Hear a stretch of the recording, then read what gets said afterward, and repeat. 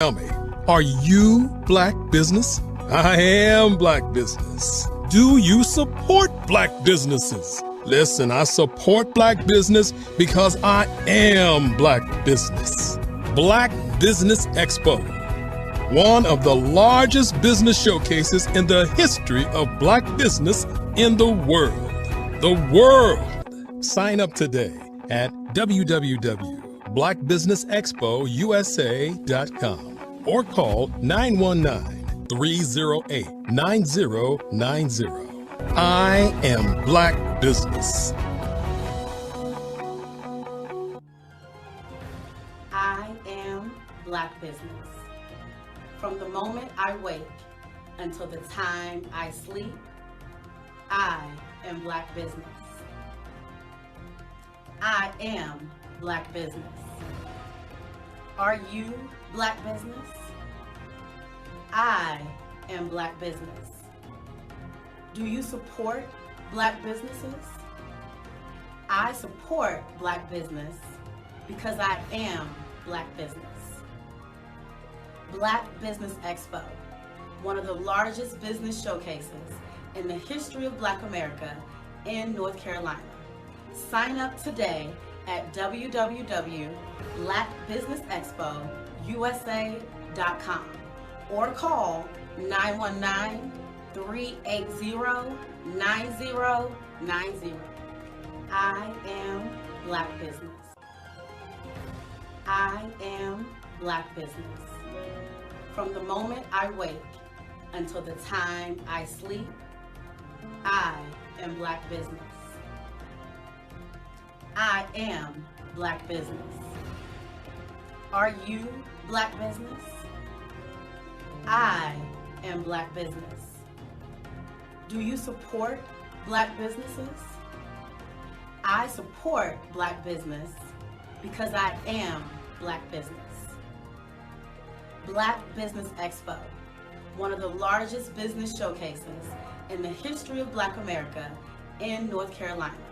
Sign up today at www.blackbusinessexpousa.com or call 919-380-9090. I am black business. I am black business. From the moment I wake until the time I sleep, I am black business. I am black business. Are you black business? I am black business. Do you support black businesses? I support black business because I am black business. Black Business Expo, one of the largest business showcases in the history of Black America in North Carolina. Sign up today at www.blackbusinessexpousa.com or call 919-380-9090. I am black business. I am black business.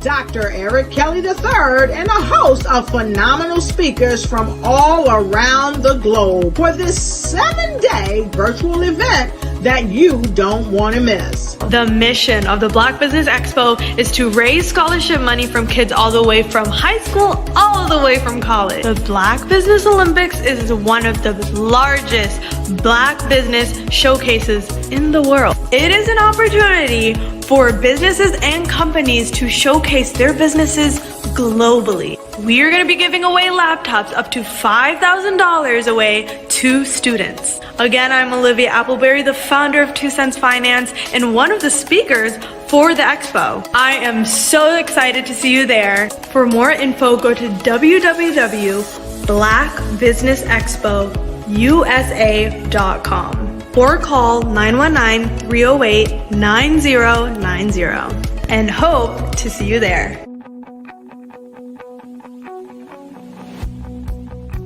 I am Black business. From the moment I wake until the time I sleep. Yes, I am Black business. I am Black business. Tell me, are you Black business? I am Black business. Do you support Black businesses? Listen, I support Black business because I am Black business. Black Business Expo, one of the largest business showcases in the history of Black business in the world. The world!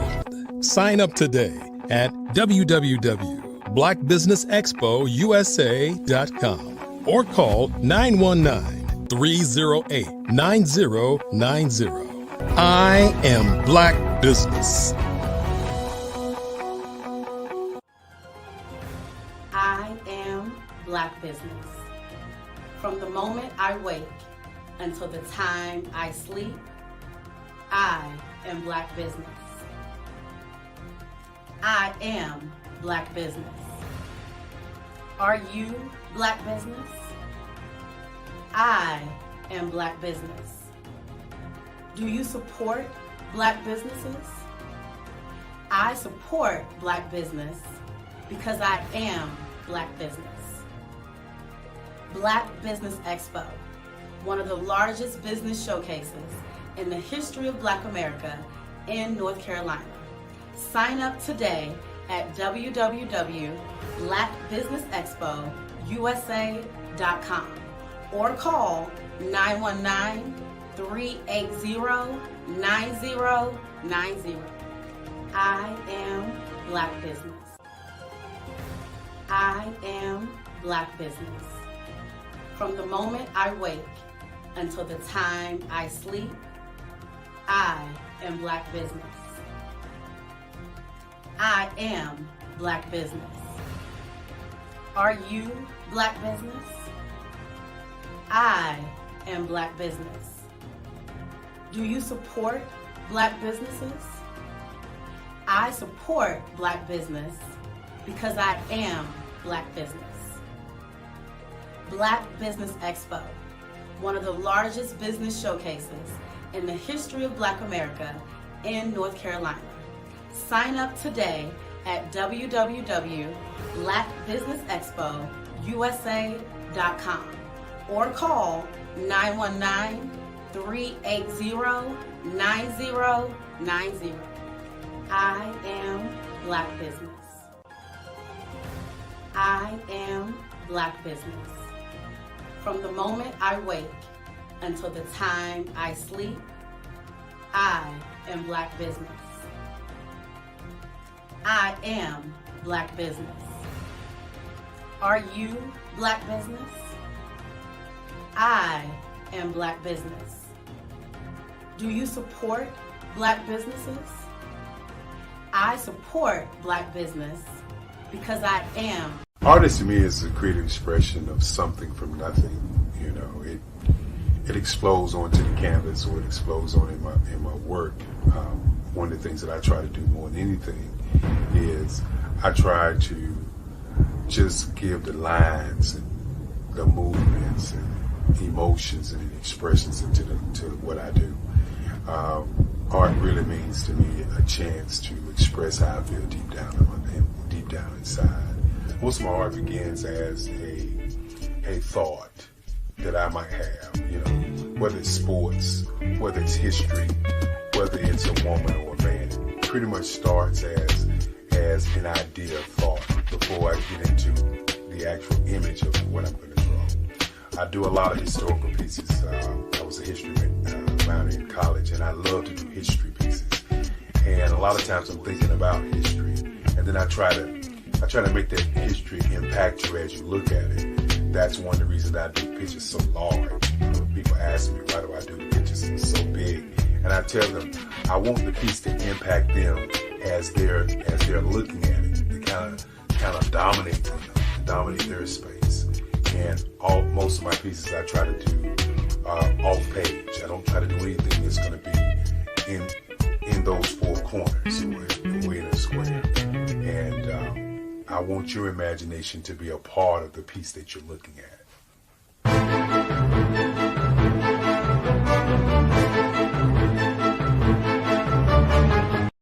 I am from Washington, D.C., but I was raised in Durham, North Carolina. I came to Durham when I was about 5 or 6, and then I traveled back and forth to D.C. because it's where my people are from. One of the unique things about my family is my mother, she's also an artist. She does quilting, and she does a lot of artistic things. And then my son, he draws with both hands, his right hand and his left hand like I do. So that's kind of a family trait.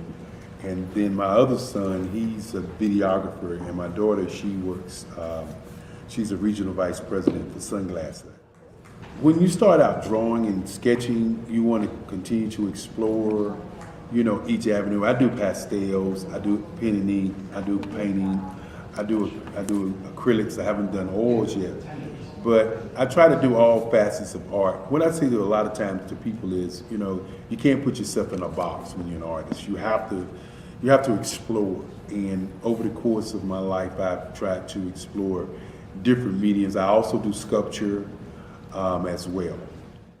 I choose my subjects by the intensity that they have in their faces, or the intensity that somebody is moving, because I do more than portrait drawings. I also do I do abstract, and then I do figurative drawing also. Well, what happened in this particular show is that I started out trying to come up with something that would be a little bit different than what everybody else is doing.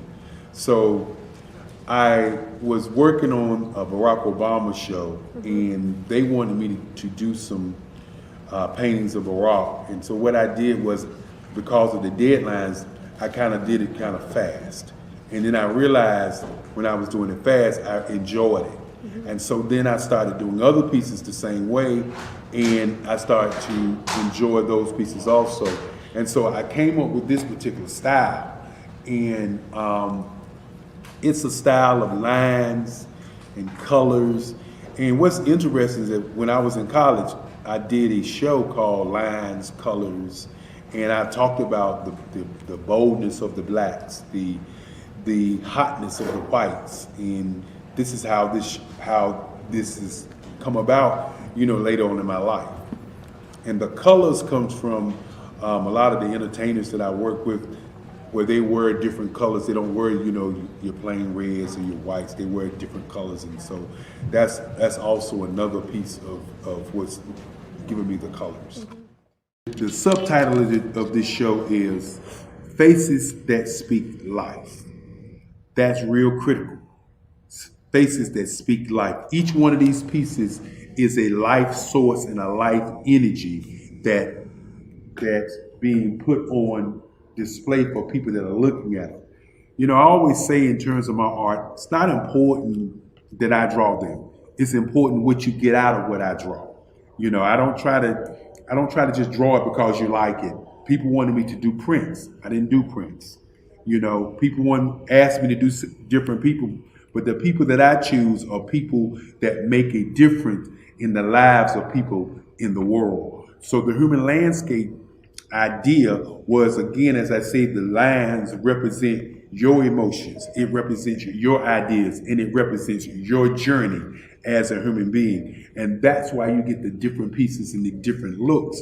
And as you notice, I try not to do one look that looks alike another look. And that's what's the most important part of this show. The Black Business Expo's mission is to raise funds for high school seniors going to college or K through 12 entrepreneurs. This expo is a fundraiser for students. Please, you may go to www.blackbusinessexpousa.com to donate to the scholarship fund or use the Cash App at $BBXUSA. Our goal is to give laptops and up to $5,000 to 10 students.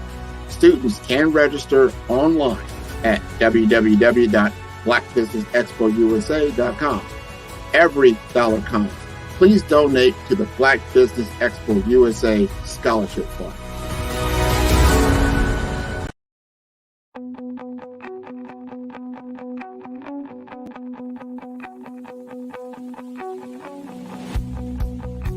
I am Black business. From the moment I wake until the time I sleep. Yes, I am Black business. I am Black business. Tell me, are you Black business? I am Black business. Do you support Black businesses? Listen, I support Black business because I am Black business. Black Business Expo, one of the largest business showcases in the history of Black business in the world. The world. Sign up today at www.blackbusinessexpousa.com or call 919-308-9090. I am Black business.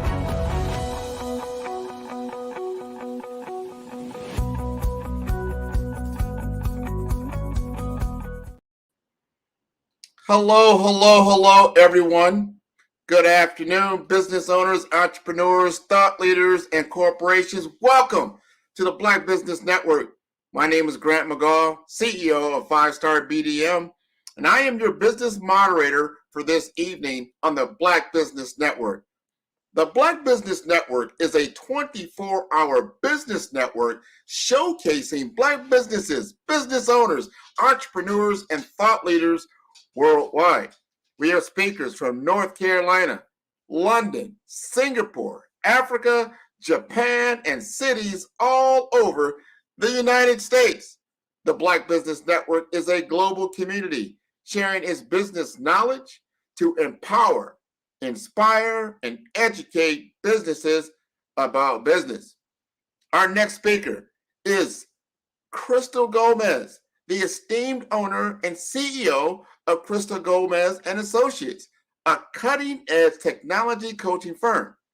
Raised amidst the bustling environment of local family-owned enterprises, Crystal embraced her passion for entrepreneurship, establishing herself in the realm of financial services. Her experience spans a rewarding tenure as a lead technology representative, where she excelled in conducting insightful product training sessions for sales associates and customers alike. Earning her accolades such as excellence in ownership and accountability and best in market skills workshop results, Crystal's fervor for innovation and community service converges in her current roles.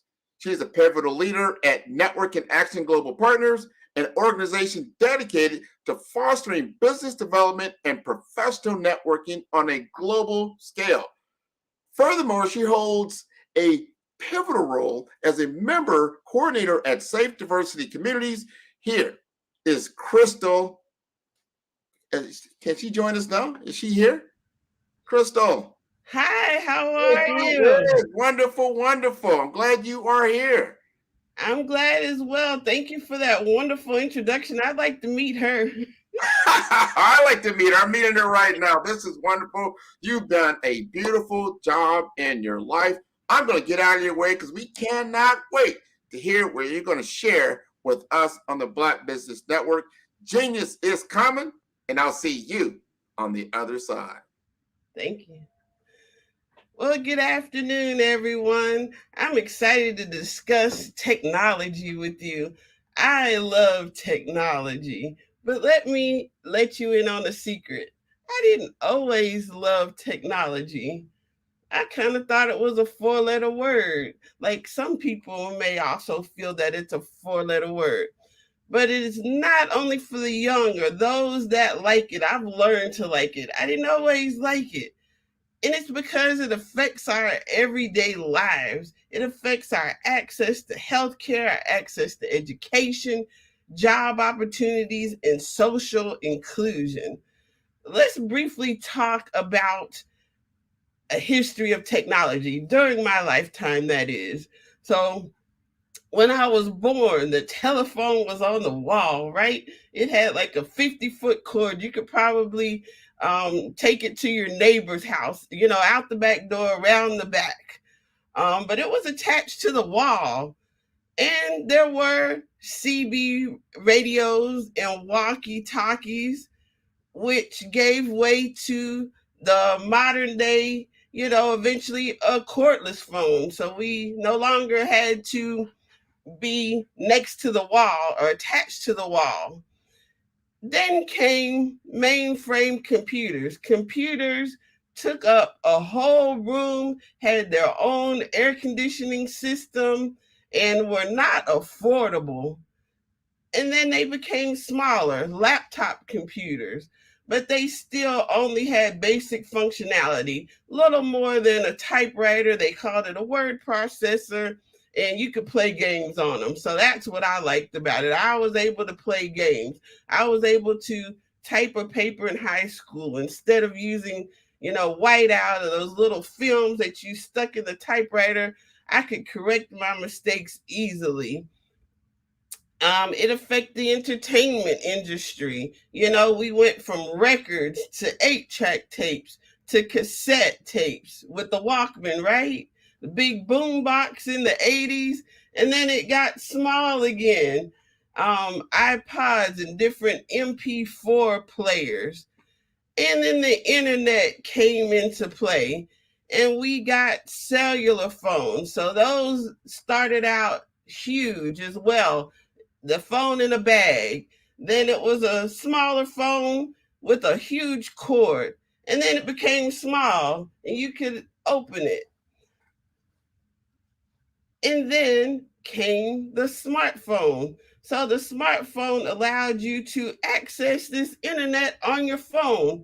So now in one little device, you have your camera, your video recorder. It's a computer. You can talk to people. You can text them.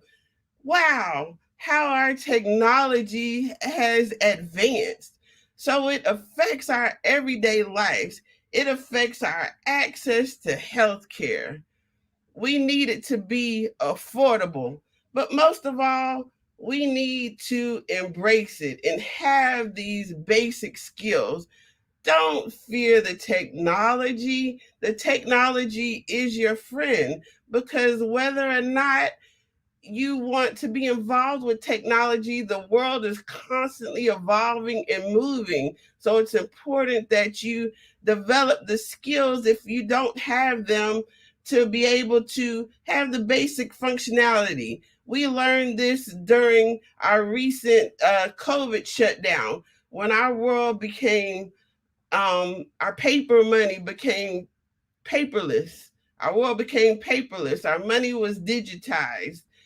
We could no longer pay our bills online. You could no longer necessarily go to the store and pay your bill. It was all done online. So if you were not able to access the technology first, and secondly, have the skill to use it, you were left out. Perhaps you had a family member, a child, or a neighbor that could help you out. But it's important that we all possess a basic understanding and skill set to be able to access the internet and the changing digital tools. It doesn't matter your socioeconomic status, your geographic location, your age, or your gender. And that is the beauty of technology, that it bridges the divide between all of us. These days, most people have a smartphone. Even children and babies have smartphones and tablets used as entertainment and educational devices. It's important that we bridge the digital divide because it affects us as a society as a whole. Our access to education, again, in our recent past, during COVID, even our schools shut down. Businesses that we never in a million years dreamt would go out of business were out of business because they relied upon having customers come through their door, and customers were not able to come through their door. Um, Economic growth slowed during COVID. Civic participation slowed. So it is important that we not only have access to technology, namely the internet. Equal access is important. So there are different ways to access this technology.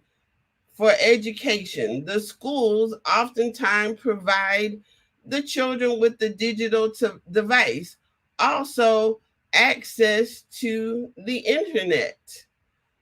So the internet can be affordable. If you have a cellular device or a tablet, you can utilize that device. But it's common that most homes have a computer in them now.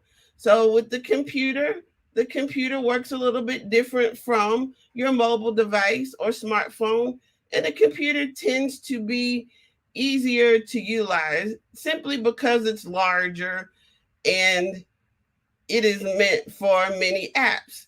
Apps have to be adapted to use on a cellular device. Now, it is important that digital literacy programs be provided for persons of all ages, not just in our schools, but for those of us that are working. Perhaps you use technology in your job, or perhaps you don't. Perhaps you're retired, you're a senior, and you don't feel that technology is for you, but technology is for everyone. Oftentimes, your local public library or civic organization will provide digital literacy programming for you with little to no cost. Also, community centers. So it's important for our local government and our federal government to help in bridging this divide. Some households, due to socioeconomic factors, may not be able to afford these tools, to afford the price of the monthly internet. But oftentimes, you can receive this as a benefit from your local government if you fall within certain categories. If your household makes below a certain income and you're receiving public assistance, you may be able to have access and be given a digital device, a mobile device such as a cellular phone or even a computer. So you don't have to just have school-age children. Someone that is an adult and needs access to these tools can access them not only at your public library or civic organization, but have your own device in your pocket, your purse, or in your home.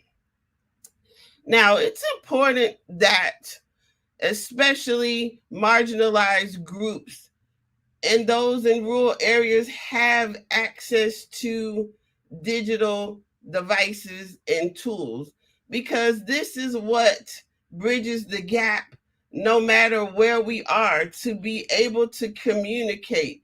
Could you imagine, these days, most homes have a TV in them, right? So we have now 24-hour access to the news, to movies, and to educational programming. It's nonstop. But imagine if we no longer had just simple access to television. So that television, those digital broadband through the use of a cellular device or computer and the television airwaves, we're able to receive information that in our past would take much time for us to receive due to the way that it was transmitted. So we're no longer using, passenger pigeons. Letters do not have to come through the mail. We have electronic mail, correct? We have email. So not only can we communicate with our family and friends through the use of email, it's not just for business. We have video conferencing tools, much like how we are communicating with each other today. Although this is a one-way communication, you can't see me and I can't see you, but we are communicating. So it's very, very important that we have access to these tools. So let's talk about the importance of bridging the digital divide as it is in our healthcare system. During COVID, in our recent past, when we were ill, even if it was not related to COVID, because even our healthcare system was limited and we're mainly only seeing patients that either had COVID or were in a non-critical status in order to have and continue our regular checkups. We had to accomplish that through video conferencing, which requires us to have a tool to be able to video conference, either a computer or a smart device such as a cell phone. So access to healthcare is dependent upon having digital access. Our education was shut down. Again, perhaps you homeschooled your children or communicated with their teacher via a video conference. So our children were attending school through video conference. We are learning what's going on in our world through not only television, but the internet. Some of us probably don't actually have television. Maybe you still use rabbit ears, but most television is digital. So you can actually watch your television on your computer. Groceries, just the basic necessities. Some people didn't feel comfortable going into the stores, even after we were able to go back into the stores. Actually, that access never really ended, but we were able to order our groceries and necessities through the internet, correct? And they showed up at our home. So we were not calling the store. We were using the internet to access a menu of available items to be delivered to our home, or perhaps we ordered it and drove up and picked it up and they had it ready for us. But that requires digital skills. So if you're afraid of technology, I can understand that. It can be scary, but take the time to go to the library or civic organization or your loved one or your neighbor or friend and ask them to help you understand, because we all need a basic understanding, because it was a little too late if we had not yet embraced the technology and found ourselves, perhaps you live alone, so you found yourself at home with the whole world shut down, and your only access was either by the phone or via internet. And many services were not accessible by phone. They were only accessible via the internet. So if you didn't have access to the internet tools, you were at a disadvantage. So our government, it's important to understand what else is available to you, as well as our government providing access to those of us that may not be able to afford the access. So it is very important that we all have access. Let's talk about the access to digital tools in our businesses. So if you're a small business owner, maybe 3 years ago you weren't a small business owner and you became one because of out of necessity. Perhaps your business closed down that you were an employee of and found yourself unemployed. So what could you have done? What did many people do? They started a business, and most of these businesses are online. They're digital. We communicate with our customer base on social media platforms such as Instagram and Facebook and TikTok and Snapchat are now the ways of marketing your small business. And as a small business owner, those are effective ways because we also derive our entertainment from these same platforms. So not only are we sending emails, more than likely you are texting with your family and friends. We can even text with businesses. Perhaps you are sending them a message while you're viewing this today. Perhaps you're putting a message in the chat box. So now our technology has moved from your cellular phone, which we still use, but back to the online platform, direct messaging technology on these different platforms. So it's important to understand what's available out there for you. Now, again, small business owners, you're marketing your business on social media. And from all intents and purposes, it can be a free way or a less expensive way to market your business than in the past.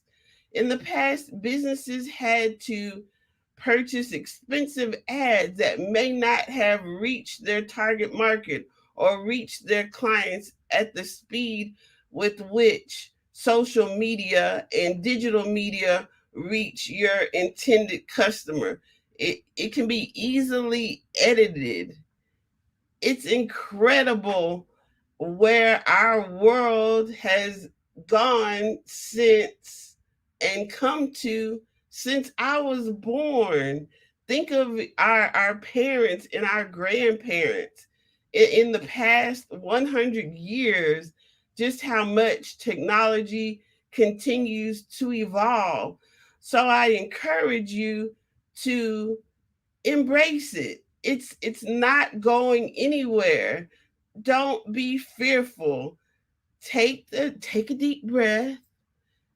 Find someone you trust or a program and take the time to learn the basic skills that us everyday people need to access our healthcare. Because if you don't utilize it, it becomes a point where you may not have no choice but to utilize it. And if you haven't developed that skill, it's going to be much more difficult for you. It's going to be much more stressful for you. So, some other tools for business owners, in addition to social media, Our phone systems are actually based on the internet. We are no longer calling, placing, and receiving calls from that cordless phone or even the cellular phone. We're making calls on the internet. So, as a society, as a whole, our healthcare, our education, our economic growth, our employment, our civic participation.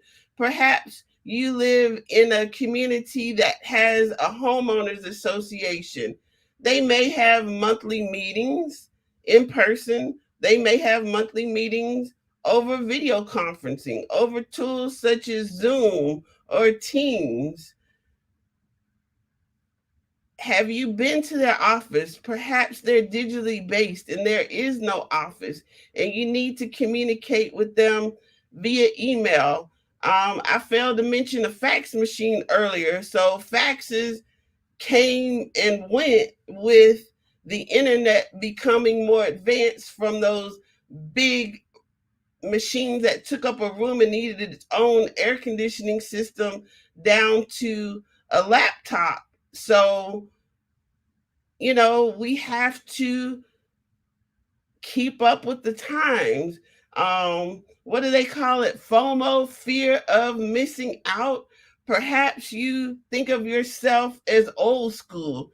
What exactly does that mean when someone says that they're old school?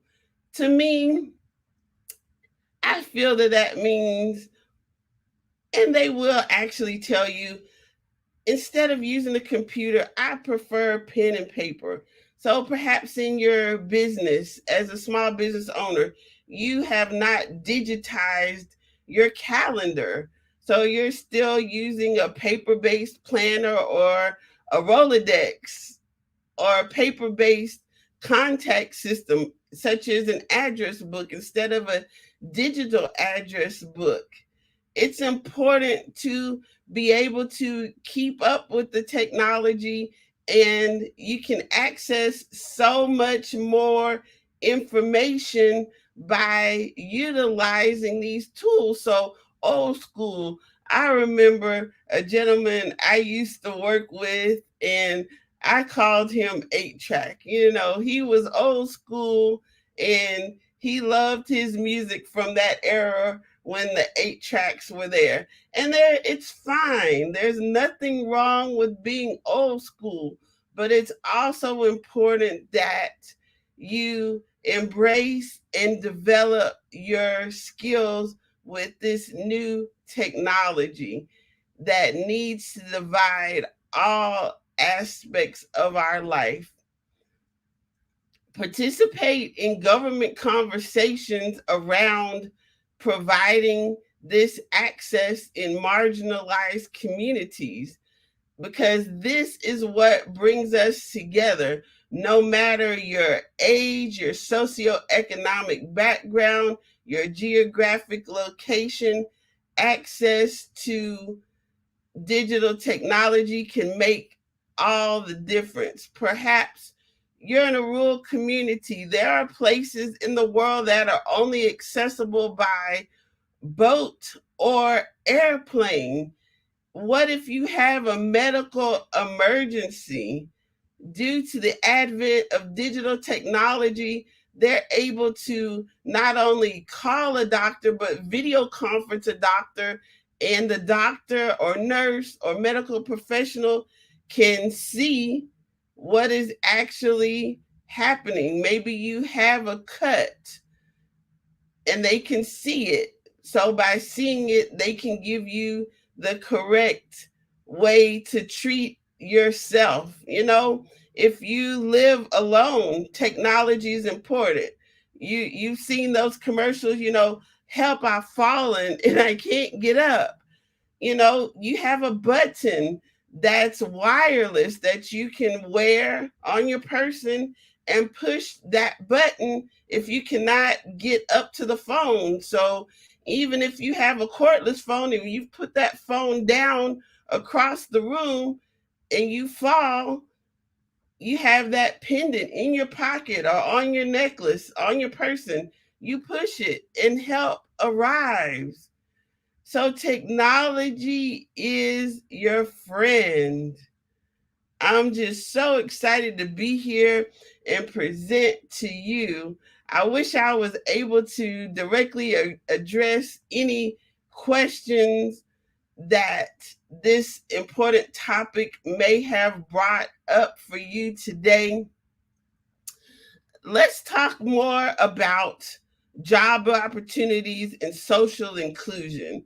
So, again, job opportunities and economic development are heavily dependent upon your digital skills. Perhaps your job, day to day job, does not involve the use of technology. Perhaps you have a hands on job, but guess what? Usually, the initial interview may be conducted using digital technology.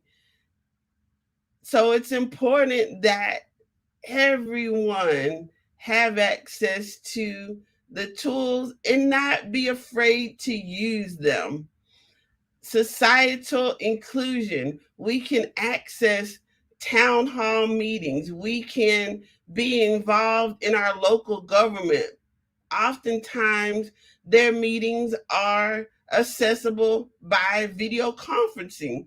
So, if you have a transportation related issue where you cannot attend a meeting in person, and oftentimes, even if transportation is not an issue, and we're back to what we call our new normal and are holding meetings in person, we still oftentimes the preferred method is a video conference. So it's important, and I cannot stress it enough. Don't fear the technology, because even someone such as myself that seems to be particularly adept, we all started the same. I started not necessarily because I wanted to, but because I had to. I wanted to play the video games. That's the fun part of it. We want to play the video games. We want to access the movies. You know, you no longer have to go to the theater. You can watch the movies in the comfort of your home. But then, as I became a small business owner, it was necessary for me to embrace the technology. And I had to learn, because as a new business owner, when I started, I couldn't afford to pay someone to do this for me. So it affects our everyday lives. And unfortunately, we learn that all too well based on the past couple years with COVID. It just accelerated it. Guess what, Mr. McGow? The Jetsons era is here. Those things that we saw on TV, they're here, right? Oh, 100%. A lot of things. I remember even watching Star Trek back in the 60s and whatnot, and the little Yes. communicators, and that was such a big deal. And now we have that, and like you were talking about before with video conferencing, they would sit there, touch a button, and then immediately talk to you. Now we have that, so we are living in the future, so to speak, in the space age, and we're just continuously to move forward. So I really appreciate how you've shared so much information. Well, I thank you too. I don't know how I failed to mention the smartphone. I mean, being able to talk on your watch. I don't have my smartwatch on today, but I have them. We all have them. Yes, we have those. We have Fitbits. You can start getting information on healthcare. You can. So the world is changing. Everything will be IP enabled. To your point, I wanted to make sure that the audience knows. I know you've got it on the list below, but some people may be listening. So give us your email address, or if you've got a website, how do we get in contact with you? Thank you for asking. So you can get in touch with me at crystalgomez.net, and it's spelled crystalgomez.net, and that will give you access to all of my other contact information. But if you can hear me today, I'll give it to you. My email is crystal@crystalgomez.net, and I am on most major social platforms. Facebook, Instagram, LinkedIn are the main platforms that I'm on. I myself am not too much of a TikToker or a Snapchat kind of lady yet. So that's one thing that I have to embrace myself. But there's always something new on the horizon that comes out. The whole point is be engaged in the digital transformation that is taking place. I so heartily feel so wonderful about the message that you shared. I want people to take that to heart. Genius is common, and I'll see you on the other side. Wow, she was wonderful. The Black Business Expo's mission is to raise funds for high school seniors going to college or K-12 entrepreneurs. This expo is a fundraiser for students. You may go to www.blackbusinessexpousa.com to donate to the scholarship fund, or use the Cash app that's on the screen below, and that's $BBXUSA. Our goal is to give laptops and up to $5,000 to 10 students. Students can register online at www.blackbusinessexpousa.com. Every dollar counts, so we want to remind you to donate to the scholarship fund. We want to thank our Black Business Expo USA sponsors for September 2023. NC100, Moody Capital Partners, Suede Soul, Lotus Rocher Coaching and Training, Carolina, Virginia Minority Supplier Development Council, Step Management, Barbara H. Smith, LLC, Margie McLean Foundation, Incorporated, Genius is Common, Earth Essentials, Milani Shining Global, Hello, LLC, 5-Star BDM, Executive Women's Success Institute, The Quality Coaching Company, Superwoman Business Services, Creative Force Studios, Lee Entertainment, Artistic App Design, Black Business Expo USA. Genius is coming, and I'll see you on the other side. I'd like you to imagine with me, if you will, opening an app where you can collaborate with like-minded individuals from around the world, get inspiration and in-app tools to launch and grow your business, as well as share your knowledge and earn compensation, all in one app.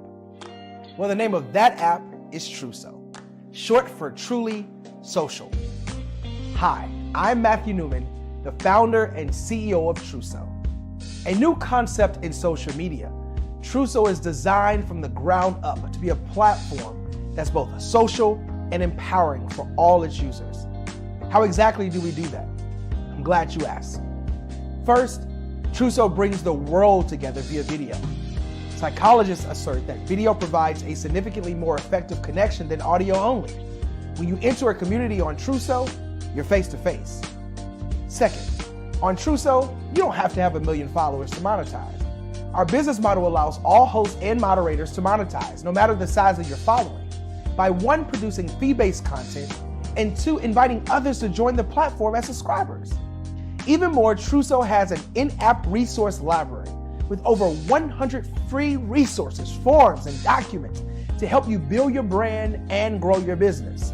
Third, Truso is inclusive. The deaf and hard of hearing communities make up 360 million people worldwide. Unlike audio-only apps, Truso embraces this community, providing a networking platform that allows them to participate via video and closed captioning. We even have a deaf and hard of hearing foundation in the works as well. Fourth, Truso is both social and safe. We refer to Truso as a virtual extension of the beauty shop, barbershop, and brainchild of the community. A place where there's laughter, along with wisdom, growth-oriented conversation, and genuine connections in a safe space. Truso even has proprietary security to ensure we maintain a safe environment for everyone. Where are we at now? Truso is live, y'all. We've launched in beta, and we're acquiring users daily. We have an incredible development and marketing team, plus amazing celebrity influencers at the table, helping us spread the word around the globe, beginning within the African diaspora and beyond by creating a safe space for growth, connection, and collaboration. We're truly excited about Truso. We've created something special for which there is a global market. And we invite you to embark on this journey with us as a shareholder. The future for Trousseau is truly bright. Join us and let's go there together.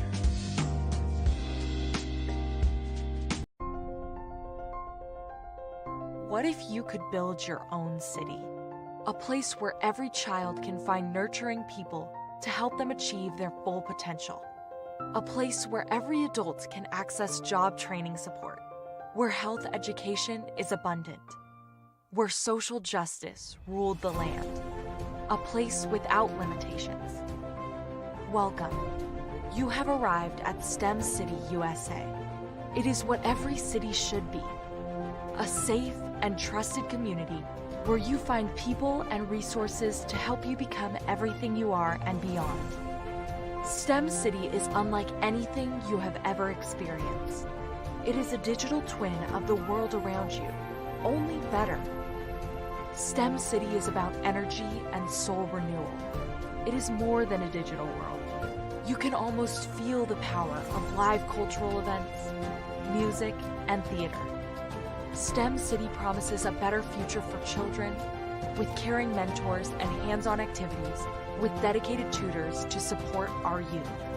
STEM City is your passport to a healthy lifestyle with weekly events addressing our community's many issues.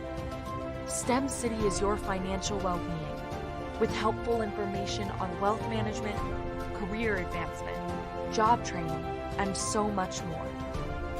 STEM City is the community you deserve. It is the city where your dreams can come true. STEM City USA, a place in the sky that is accessible to all who reach for the stars.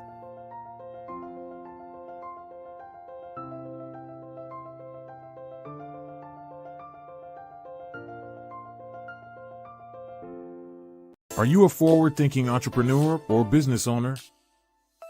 The world is changing faster than ever, and it's time to pivot and adapt to the future.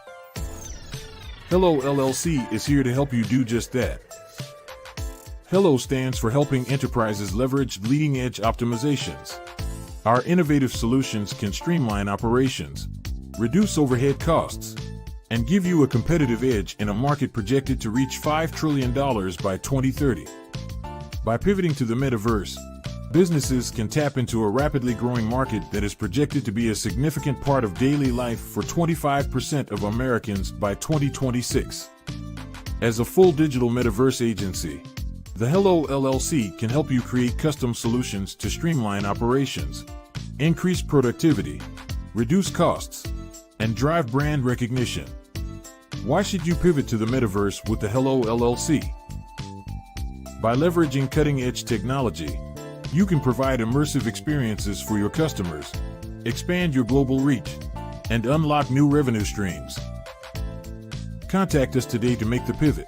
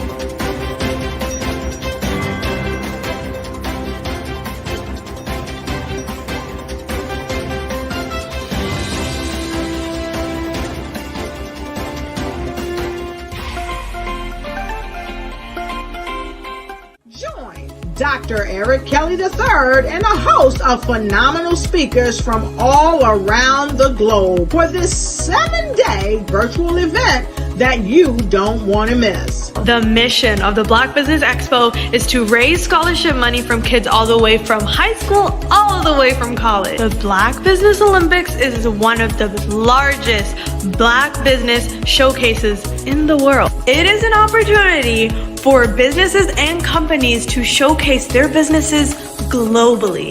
We are going to be giving away laptops up to $5,000 away to students. Again, I'm Olivia Appleberry, the founder of 2 Cents Finance and one of the speakers for the expo. I am so excited to see you there. For more info, go to www.blackbusinessexpousa.com or call 919-308-9090 and hope to see you there.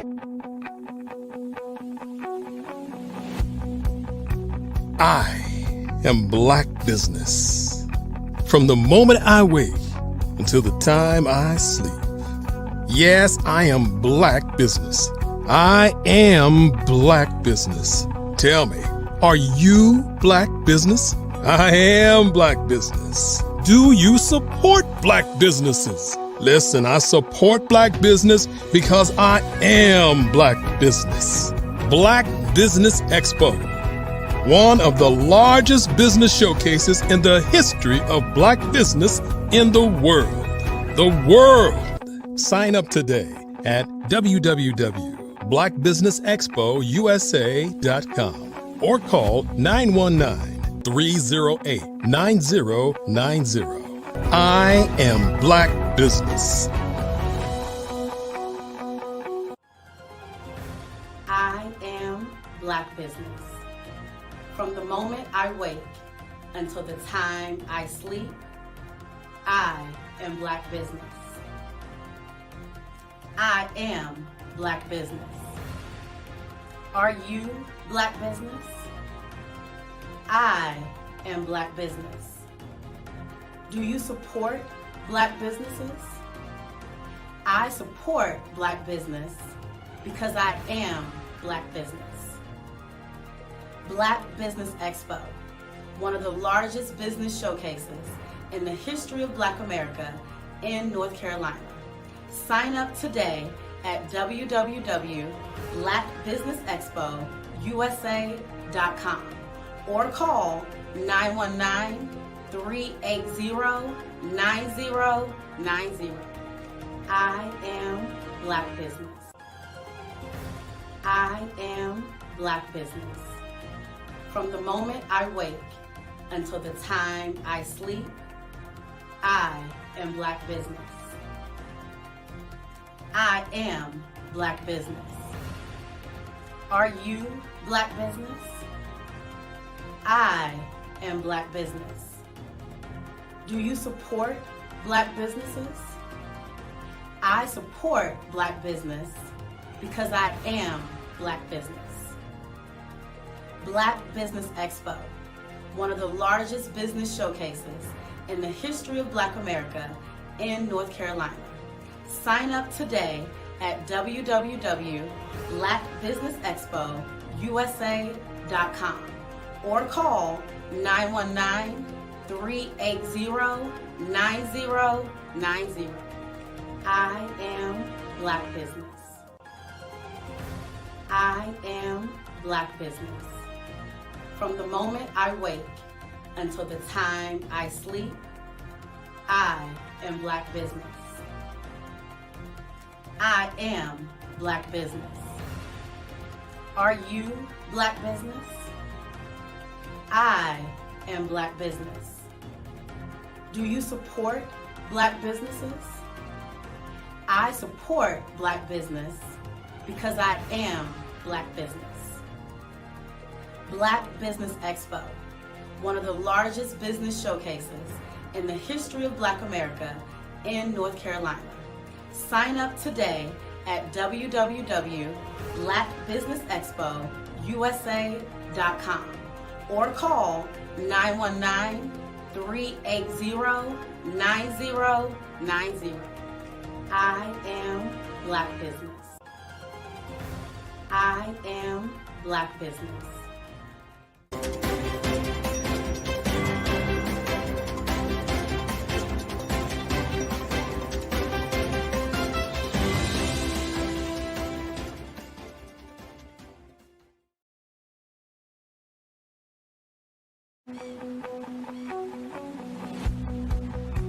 I am Black business. From the moment I wake until the time I sleep. Yes, I am Black business. I am Black business. Tell me, are you Black business? I am Black business. Do you support Black businesses? Listen, I support Black business because I am Black business. Black Business Expo, one of the largest business showcases in the history of Black business in the world. The world! Sign up today at www.blackbusinessexpousa.com or call 919-308-9090. I am Black business.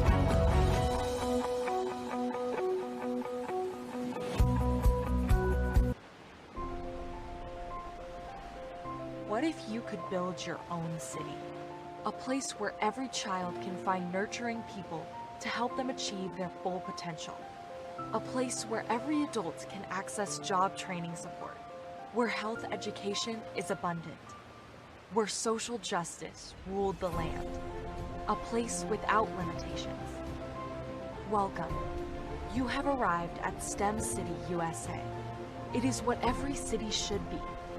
A safe and trusted community where you find people and resources to help you become everything you are and beyond. STEM City is unlike anything you have ever experienced. It is a digital twin of the world around you, only better. STEM City is about energy and soul renewal. It is more than a digital world. You can almost feel the power of live cultural events, music, and theater. STEM City promises a better future for children, with caring mentors and hands-on activities, with dedicated tutors to support our youth. STEM City is your passport to a healthy lifestyle, with weekly events addressing our community's many issues. STEM City is your financial well-being, with helpful information on wealth management, career advancement, job training, and so much more. STEM City is the community you deserve. It is the city where your dreams can come true. STEM City USA, a place in the sky that is accessible to all who reach for the stars.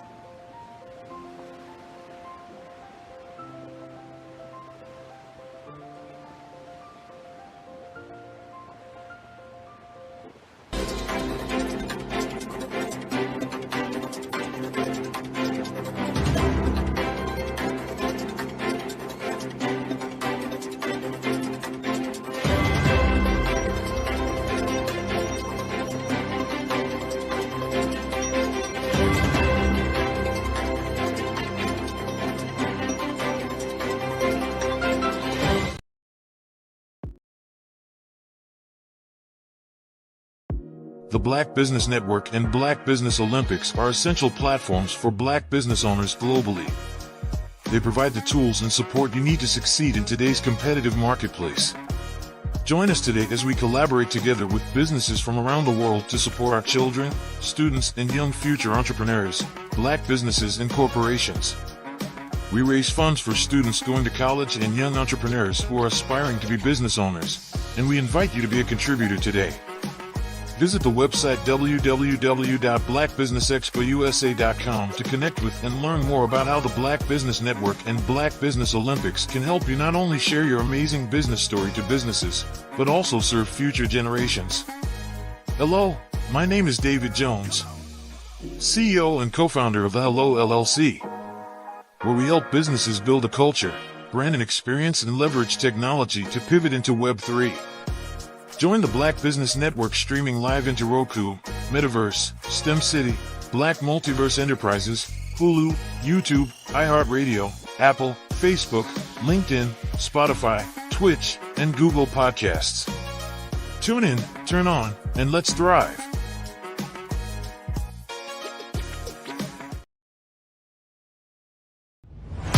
Social media is evolving. It's more vibrant, more colorful, more energetic, and so are you.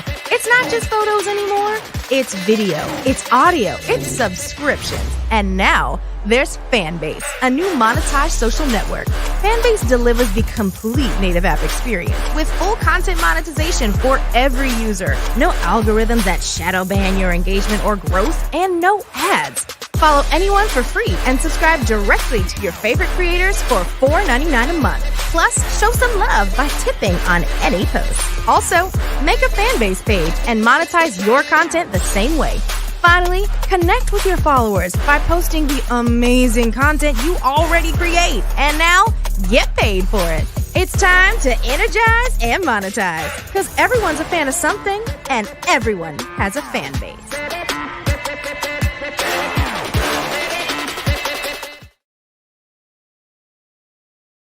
Artist to me is a creative expression of something from nothing.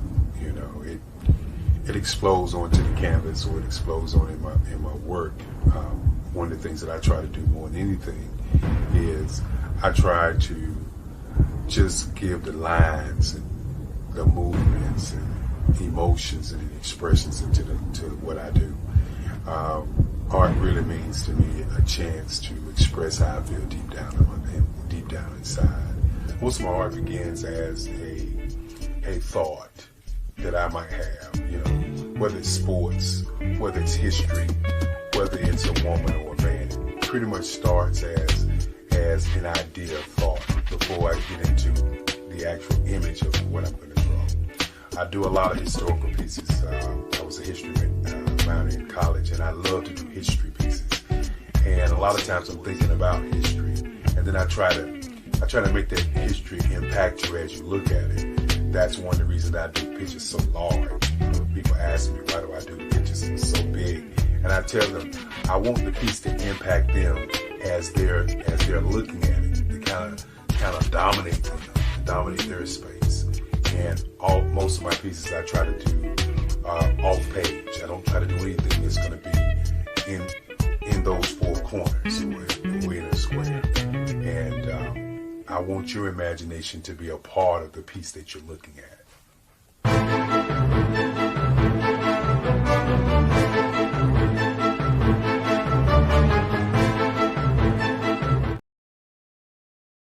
Hello, I am Dr. Eric Kelly III, the visionary strategist and founder of the Black Business Olympics.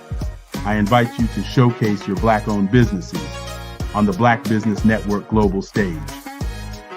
The Black Business Olympics is a global Black Business Network platform that propels Black-owned businesses into the international spotlight. By showcasing your business on the Black Business Olympics platform, you can reach a worldwide audience of potential customers, partners, and investors. You can also establish yourself as a thought leader, an expert in your field, attract lucrative partnerships, and more speaking engagements. In addition, the Black Business Olympics platform provides a valuable opportunity to connect and collaborate with like-minded entrepreneurs and business professionals from around the world. This can lead to new business opportunities, ideas, and relationships. Finally, by sharing your story and expertise on the Black Business Olympics platform, you can inspire and empower others.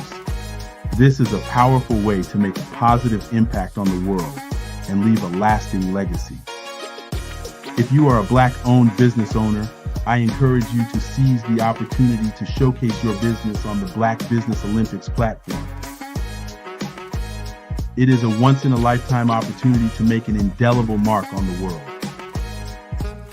Be one of the 1,000 visionary entrepreneurs who are changing students' lives, shaping industries, and leaving an unforgettable legacy for their families. Unleash your voice on our global stage and watch your business thrive. Black Business Olympics is one of the largest Black business showcases in the history of Black business in the world. Yes, the entire world. Just give me a call today at 919 308-9090.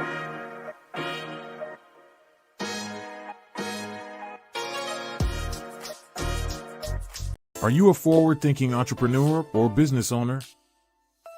The world is changing faster than ever, and it's time to pivot and adapt to the future. Hello LLC is here to help you do just that. Hello stands for helping enterprises leverage leading-edge optimizations. Our innovative solutions can streamline operations, reduce overhead costs, and give you a competitive edge in a market projected to reach $5 trillion by 2030.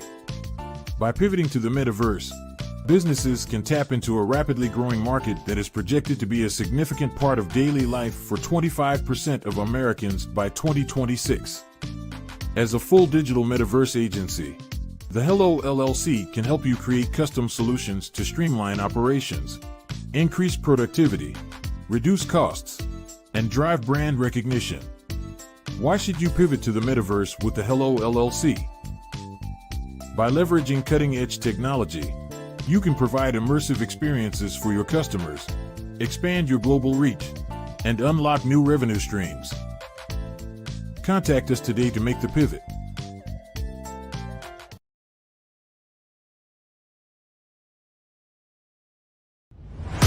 Social media is evolving. It's more vibrant, more colorful, more energetic, and so are you. It's not just photos anymore. It's video, it's audio, it's subscriptions. And now there's Fanbase, a new monetized social network. Fanbase delivers the complete native app experience with full content monetization for every user. No algorithms that shadow ban your engagement or growth, and no ads. Follow anyone for free and subscribe directly to your favorite creators for $4.99 a month. Plus, show some love by tipping on any post. Also, make a Fanbase page and monetize your content the same way. Finally, connect with your followers by posting the amazing content you already create. And now, get paid for it. It's time to energize and monetize, because everyone's a fan of something and everyone has a fan base.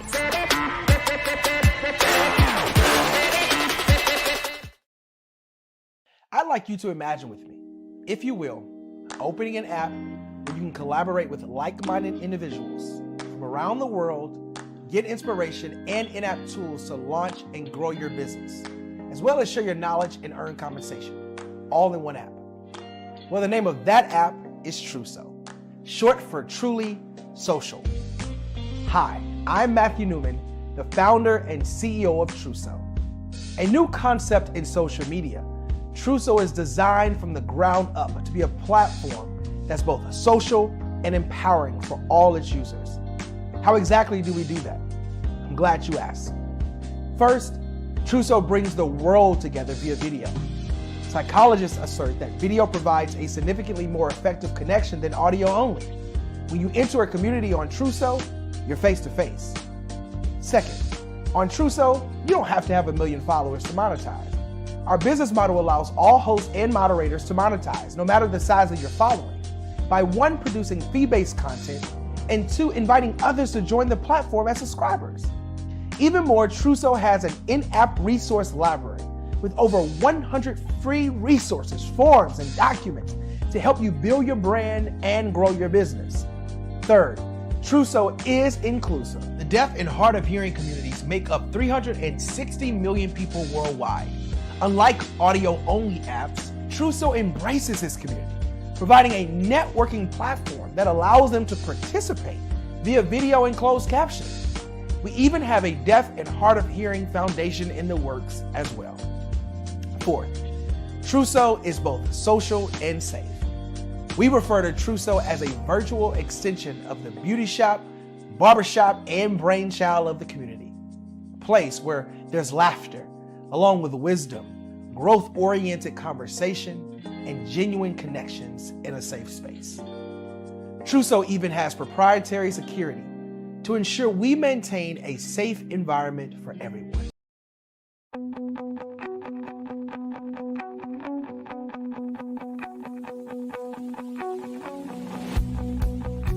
I am Black Business.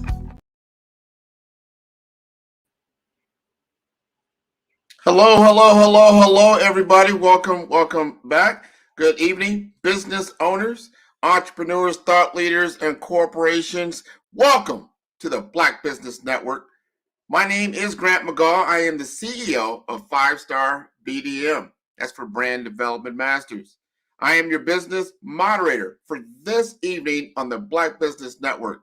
The Black Business Network is a 24-hour business network showcasing Black businesses, business owners, entrepreneurs, and thought leaders worldwide. We are speakers from North Carolina, London, Singapore, Africa, Japan, and cities all over the United States.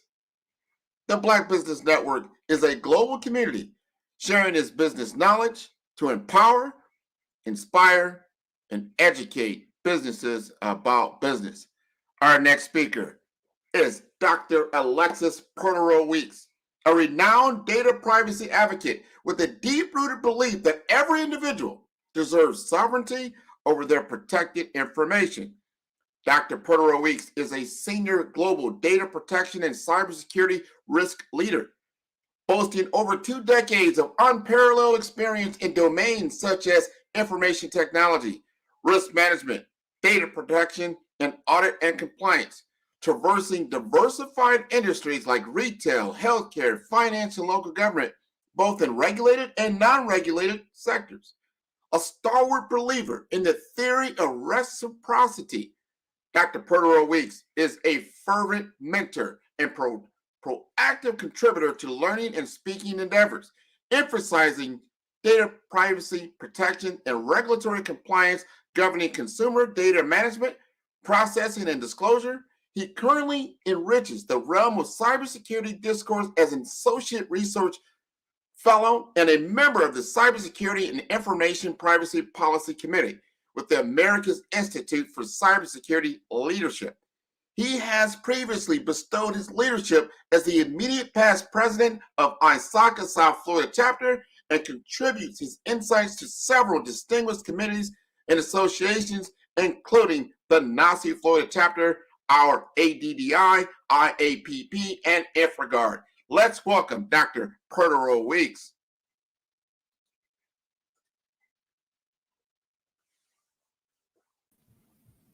Hey, Grant, how are you, sir? I'm getting much better. How are you? I'm good. Happy Friday. Happy Friday to you, Mr. Dr. Porter. I used to call him Mr. Porter. He's a doctor now. He has ascended himself to a level of endeavor that he is a master of his craft. My first question I have for you, if you don't mind, because I think I want to address the elephant in the room. And what is that? What is that elephant in the room? That has to do with artificial intelligence, cybersecurity, and our data protection as a consumer. What does that look like for you? Well, from a landscape perspective, I think it is really changing. When we have a look at the introduction of AI into the conversation, you're talking about multiplying the opportunity to get to data, right? Over the last decade, we've seen an uptick in the number of AIs, machine learning, artificial intelligence. ChatGPT is one of the most famous things that most people are getting into. But I think the technology itself has been around for a while. It's just so that adoption has started to pick up recently with ChatGPT introducing that to the masses. When we start looking at the whole implication from a data protection perspective, I think there'll be some challenges around how the technology is adopted, whether we're going to go through a process of obtaining consent, right, which is the basis for the legal processing of individual data or customers' data from that perspective. So I see, within the course years, as we go forward and adopt the technology, there will be a lot of question around the basis. What is the data set? How was it developed? What is the soup that inside of the, in terms of the kitchen? What is it that we're cooking with? So from a protection of data, I think we are hoping that we'll see an expansion with the technology. But a lot of it is just become an adoption issue. That's interesting that you say that, because we are on such a trajectory of growth in data of itself that I'm curious, like, where is this all going to go? I mean, you're talking about compliance. You're talking about, we already have a lot of cyber risk already. We have a lot of people that just aren't that savvy. Now you've got a technology that is kind of unregulated. I mean, how do we know right now? I'm talking to the actual Dr. Alexis Porter Weeks and not a deep fake. I mean, that's got to be driving you a little bit crazy right now in your field. It is doable, right? One of the things we always talk about is the process of trust and verify. Right? We want to be in a process where we're in to be able to validate that I'm actually talking to Grant. So the one way to be doing that is, the old tried and true, right? Pick up the phone, it is Grant. It's the same approach when you think of it from an artificial intelligence perspective. One of the challenges we have to start looking at is the whole process of how is data being processed, right? As we go forward, you'll see more of that in a mix as general public trying to deal with that. But now, when you look at it from a risk and a business, with artificial intelligence, they're able to find more risk, right? So if you think it was bad before AI came into the picture, imagine somebody being able to throw an attack against you and show all possibilities, right? That is documented or published from that perspective. So that's where I see a big impact of the technology on people, and it would kind of force you to start looking at it in a different way. This is so curious, because I see where this is going to go. And I don't know if they can actually, from a government regulatory standpoint, really stamp everything out. You've got to start looking at it from the end user. You've got to look in your own world. I mean, think about now how it's going to affect the cybersecurity insurance business.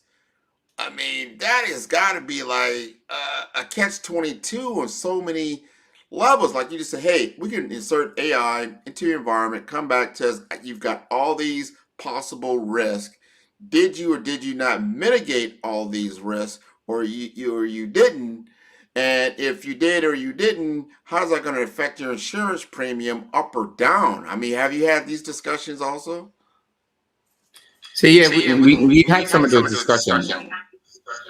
I think one of the challenges I have seen in the marketplace is where, like I remember about a year ago when I was doing the renewal for my insurance, there was an option to get a discount, right? If you allow them to put something in your car that supposedly help you with your driving, right?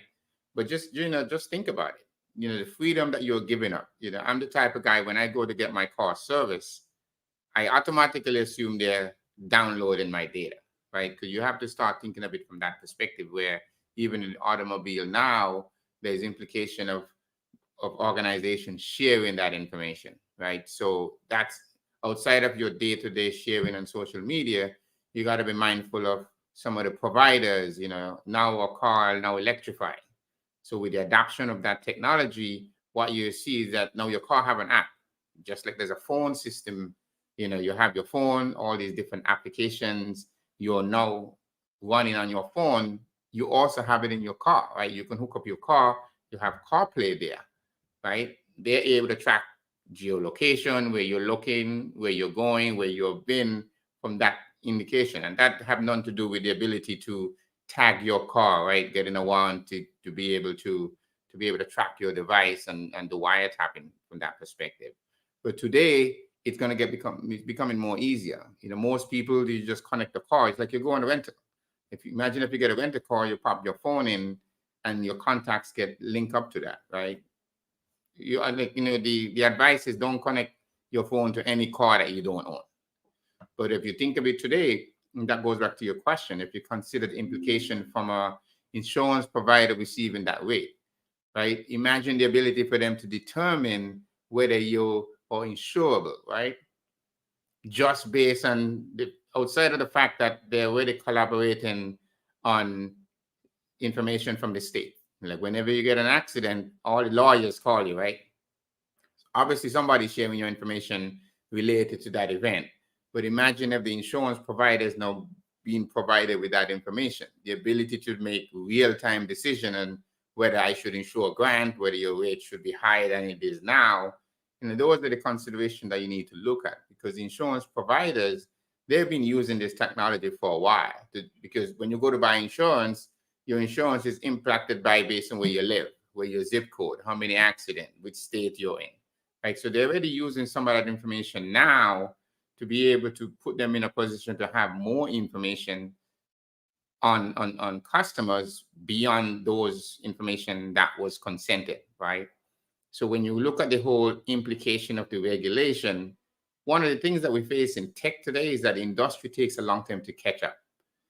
So by the time you look at a lot of organizations trying to develop new technology around AI and machine learning, organizations are already ahead of the regulators. So by the time they put the regulation in place, they already may have gone to something else.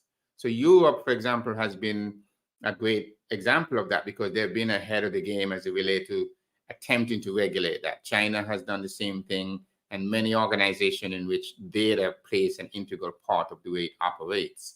When we look at it as a country, one of the challenges we have today is the fact that data is that new goal, right? And it is not going to be an easy fix for regulation and other things to just pass when the individuals who support into lobbying or any kind of activities are at the forefront of trying to inhibit some of that change as well, right? So there are folks that may perceive to be players for the customer, but at the end of the day, regulation would drastically impact our business model. And that becomes a dollar and cent thing. Once you get into a dollar and cent conversation, it's a totally different conversation. Oh, man. What you said there, dollars and cents, the financial implications, how that all comes together. And now we're going to be in a context of where AI-enabled internet environment, data is being shared all over the place. You can't really, to your point, can't really stop that. I mean, I didn't even think about when you get in a car, you rent a car, and just link up so you can have hands-free, and it's reading all your information. Or just the fact that, you're on Google, you keep your Google Maps on. Well, it's got everywhere you've gone. It's there. There's a breadcrumb for what are all the what you've done. And if you haven't really read, who sits there and actually reads every software application that you get on your phone and all of a sudden ask you, it gives you like an encyclopedia of legal information. And then you're like, oh, you accept that? You're like, well, who the heck is going to sit there and read? You don't even know what it all means. Well, yeah, I'll accept it. Yeah, no problem. Realize you're giving them like the right to all your information, basically, and no recourse for like, hey, you use my information, like, and because like you gave me permission. You remember when you signed all of the other stuff. So I'm hoping that are people like yourself, because you are also getting your Juris Doctorate in this space, because I think there is some novelty out there. There's some people that are just don't understand it. If you're even a small business and organizations are now coming to you, we just talked about cyber insurance. You're talking about different regulatory compliance, different obligations that you need to know about. So we are here talking on a worldwide stage to Black businesses all over the world. And a lot of them are what you would call SMB businesses. They don't have the protections of a large conglomerate corporation with thousands of employees. What advice do you give to those particular organizations, What if there's some best practices that you could share to make sure that they're ready for this next stage of technology? Well, definitely. I think the SMB market is one of those areas where organizations think they're small enough that they're not going to get hit, right? The challenge that you have with that specific segment of the industry is the fact that because of a lack of resources, investment in technology, and it's not just a technology issue, right? It's people, process, and technology, and being able to find a balance between those.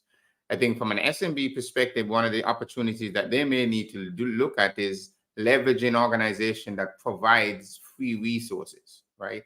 The cost of a consultant coming in to be able to provide some resources for you could be high. But there's free resources, Small Business Association, there's a lot of nonprofit organization. My organization, Cybermind Research Institute, provide opportunities similar to that as well. But just being able to know where to go, right? And, think of it logically. When you start getting into things that is important to you, you start looking at, what steps should I take? We always use the analogy of your house. When you leave your house, you don't leave the door wide open, right? But in your house, you have a layered defense where if I'm going to go and say, Grant, I know you like nice watches, right? So you're not going to just have that on the copy stand in your house or just in the dressing table. You may have that in a vault. You may have that kind of put away to make sure that there's a security within that. Small business is the same approach, because small businesses, imagine if you have a contract, let's say $500,000 that you're supposed to get paid for services. And imagine if you have a cyber event where instead of the routing information that you share for the person who you sort of build the service, now it gets switched out, right? Because somebody's been in your network looking at how you're progressing day to day in terms of the uses of technology, and they just switch those out and you don't know. All of a sudden, that $500,000 in contract payment that you expected could now be siphoned off, right? Whether it's on your side or whether it's on the payer side. So the challenge that you're faced there is, how do you try to stay ahead of those individuals who are trying to take advantage of that? Basic things. If you have a small business, there's services where you can put it in the cloud. Some you could do on-prem. But it's always a trust and verify. At the end of the day, before you do anything, if you're going to tell me, hey, I need you to send me $100, I need to verify that Grant is the one asking me to send this $100, right? So those situations is an ideal situation for a small business to be able to assess how transactions are being done, especially when it comes to money. Maybe you can have a layered approach in terms of approval. Maybe if there's a transaction that's $1,000, maybe Grant approve it. But maybe if it's like $500,000, 2 or 3 people need to approve that, right? Especially if you're the one paying it from that perspective. But, small and medium-sized businesses, I think the attack vector just continue to change. And when you look at it where we're seeing it today, it's not just small businesses, but there's large businesses, counties, cities that are being impacted today. And when you consider the way the landscape is changing, because they don't have the funds to keep up with technology, they're always going to be behind the fence, right? So basic thing, updating, having virus scan, having an application that tests for malware, disconnect your device when you're not online, right? So, you're always going to hear me preach that.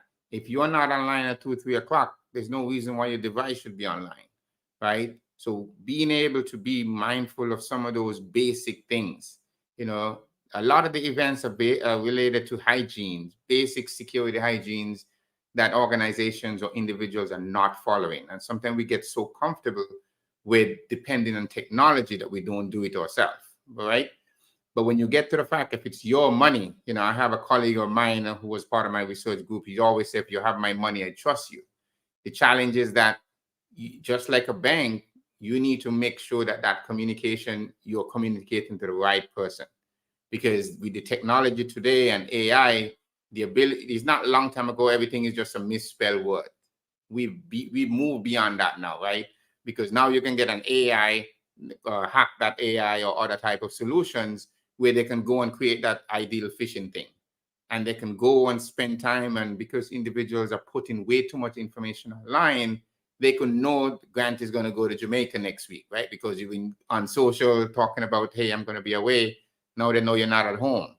So there is small little things from a business perspective that you want to make sure that you're doing every day to be secure, right? If you do a trust and verified, have multiple people approve different transactions at a different level within the organization, the days of getting free software is gone, right?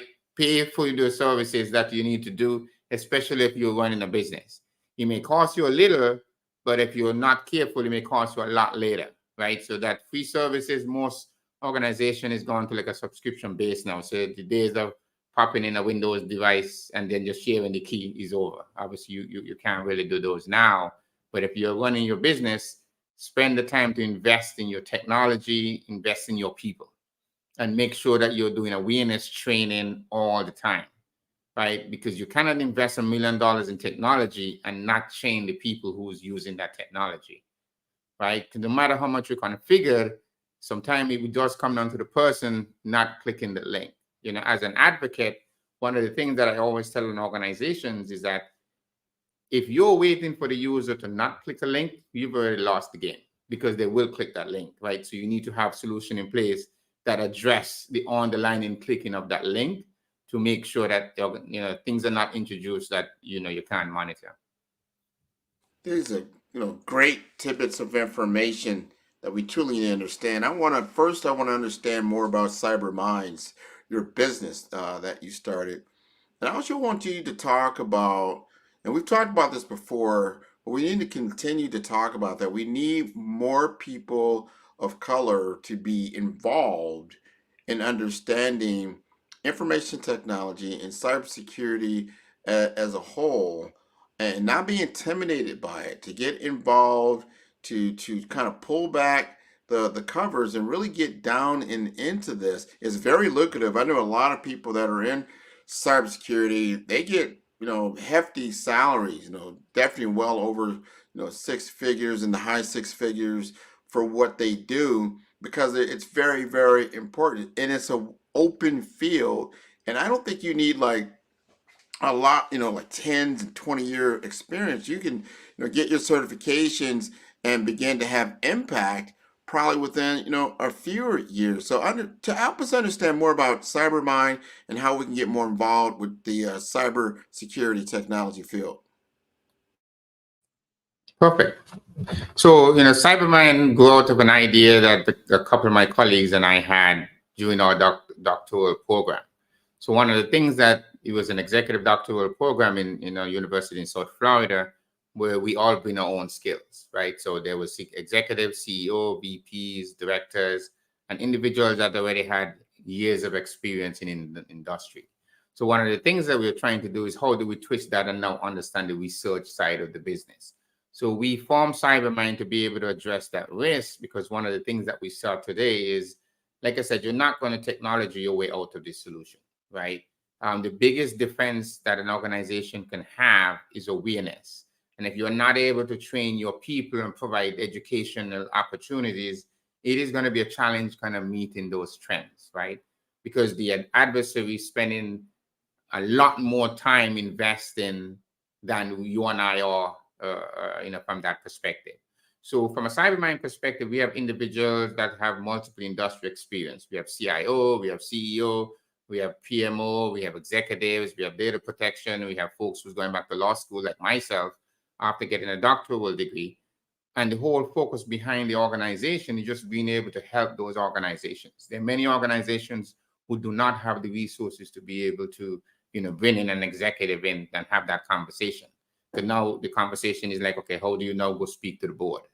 One of the things that we see in the industry is that most organizations appear in like a more reactive mode, right?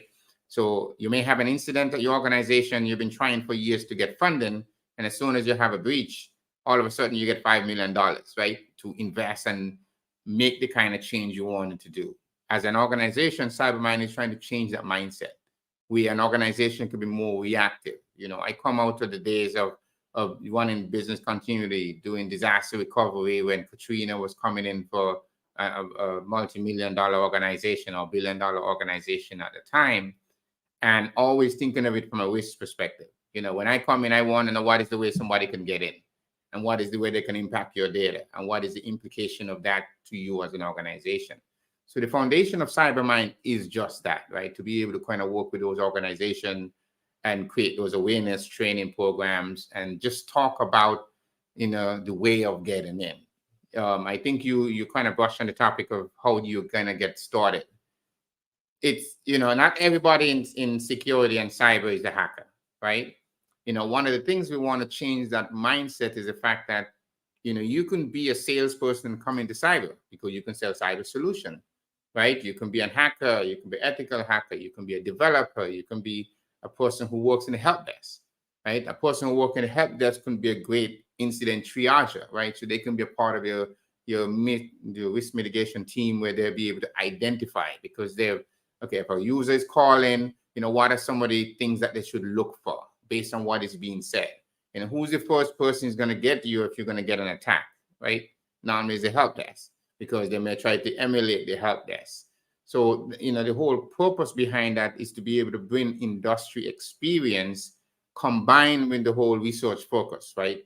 So multiple partners who's a part of the organization have different focus. Some does AI, some does HR, some does talent, some does risk, some does healthcare, some does finance. So as a collective, we are able to bring this, 50 plus years or 100 plus years of experience in industry in different areas. And as a risk professional, the idea is to be able to sit down and assess what is it that may work for you. Like I did healthcare for 10 years, right? I worked for many organizations, the big players in this field. So having done that for larger folks, the question is, how do we now look at, who's the next set of leaders that's going to come in the industry? Where do they go get the knowledge, right? One of the things that we talked about before as well is around mentoring. How do we get started? Who's the one that influenced you to get in? I was fortunate. I had a great mentor when I started, Dr. Fernando Martinez, and his influence in me continue years after I worked for him. And now there's people around the world who's been impacted based on his mentorship opportunities that he decided to spend in me. So in order for us to get to that level where we can duplicate ourselves, we need to spend the time with the next set of leaders who at least have an interest. In addition to that, NIST have an entire cybersecurity pathway, right, where folks can reach out and look at different career paths within the field. So if you wanted the DevOps, SecOps, privacy, compliance, multiple things, there is a path for you. We always say, just bring your authentic self into the industry, and whatever your skill set is, you're going to be in a position to contribute that. So why not just bring what you have now instead of trying to say, hey, Grant, you need to change. No, I don't need to change Grant. I need Grant to just come in and bring the skill that he is. Maybe he's great at business. He's podcasting. He's doing all these different things. He's starting business and entrepreneurship.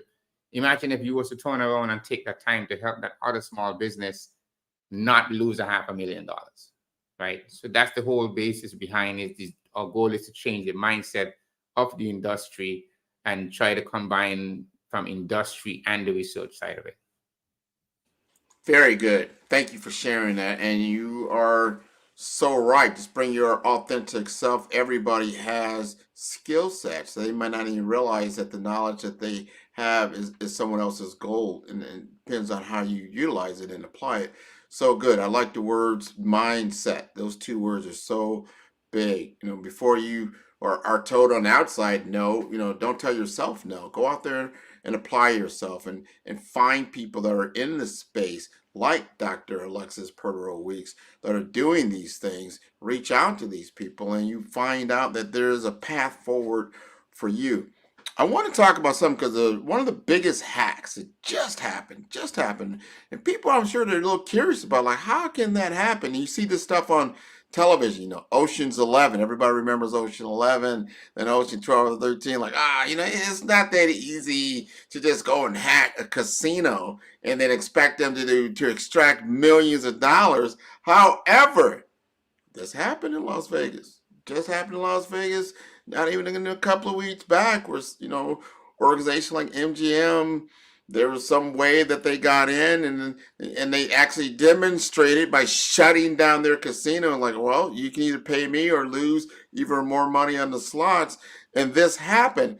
Talk to us how a giant corporation like that was also vulnerable to such a hack. Always the people. The weakest link sometimes always end up being the people, because no matter how much you invest in the technology, sometimes it still come back to the people. It was alleged that I think there was a entrance through the loyalty program, right? Or one of the other system outside of where guests may traditionally register as well. But you could imagine today a loyalty program and multiple customer type of programs like that have a lot of information, right? Because most people who want to get discounts and travel and other types of amenities continue to utilize those services. And they collect way more information than you really think they have just to give you that discount as well.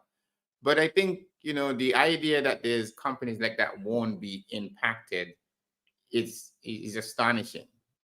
The challenge is that companies like that are constantly being hit every day. Sometimes they just don't reveal it, but they have challenges that they're facing on a regular basis. Maybe not in that side of the business, maybe in other side where they have guest relations and credit card transaction and other things related to the hotels. But they're not outside of the microscope. They're going to continuously be hit because they're going to look for soft targets, right? At the end of the day, that's what you have to continuously learn. You have to continuously learn about the challenge, what implications, what you're exposed to on an ongoing basis. Because remember, they want to have to be right one time. You're defending the boundary every single day, 24/7. When you go home and sleep, there's automated, through AI and other things, where they're actually testing your network every single time to see what's your response rate. Where is it protected? Situation like that, you start looking at saying, okay, if a user call on the other side and they're at the front, what access should they have? You have to be able to assess that at any given time and then start looking at how your network is created. Because the question is, if they were able to use that as an entrance, where were they able to go on the network after they exfiltrate or got into that system, right? How is the network architected? Is it flat? Is it segmented in a specific way? Those things will continue to be challenges that organization needs to face. And if you go listen to my original statement about not investing that money at the beginning, we don't know. Maybe the individual was trying to address risk before and they said, hey, we don't have money because we're spending it on the casino side of the business where it's making money, right? IT tend to be one of those areas of the business because we don't really make money for the business. We tend not to have the level of budget or influence, whether it's at the board level or investment financially, to be able to address some of the risk that is really needed for the business. But after the fact, they'll find money. There'll be a lot of change. Whoever is working there the next time around will have a lot of new tools and more visibility as we go forward. I totally agree with that. We're getting to the end now. I want to make sure that the audience has an opportunity to connect with you. Let them know how to contact us, Cyber Minds. This is so important. I want to thank you also for being on the Black Business Network. So if you can let us know your contact information, we'll go from there.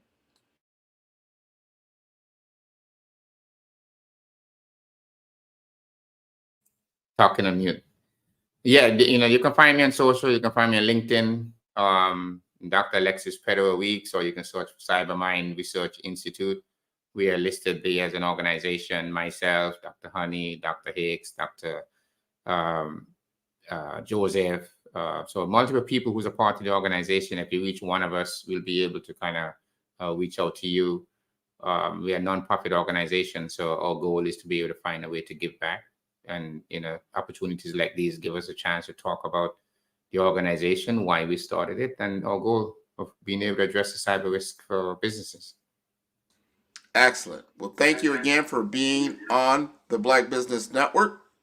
Genius is coming, and I'll see you on the other side. Wow, those are food for thought you've got to really take into consideration, especially if a large part of your business is on the digital side of the ball. You've got to know how to protect yourself. So very important.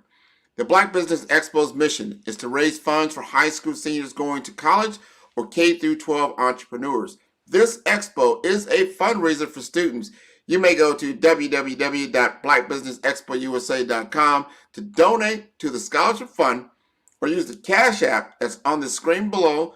That's $BBXUSA. Our goal is to give laptops and up to $5,000 to 10 students. Students can register online at www.blackbusinessexpo.com. Every dollar counts, so we want to remind you to donate to the scholarship fund.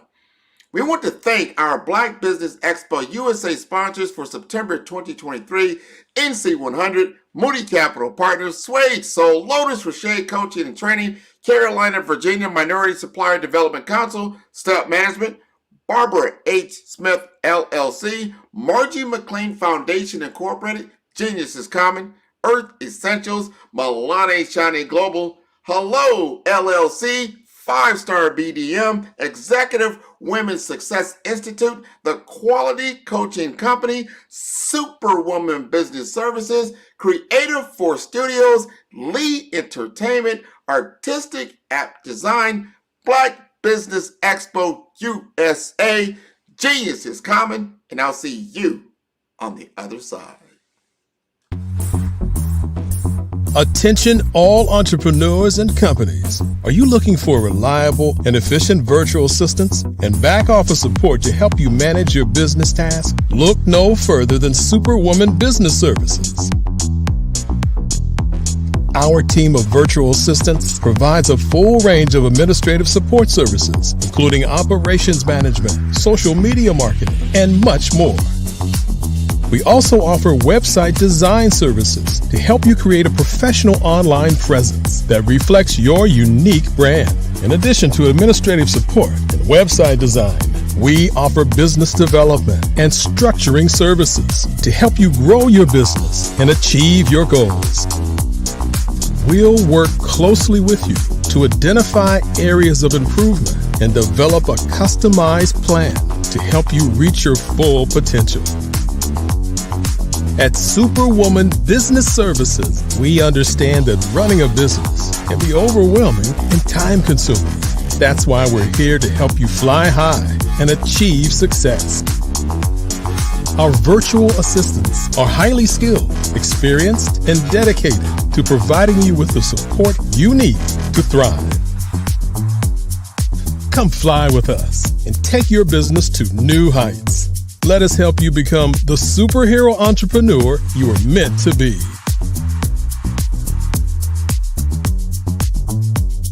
Contact Superwoman Business Services today to learn more about our back office support services. Come fly with us and take your business to new heights.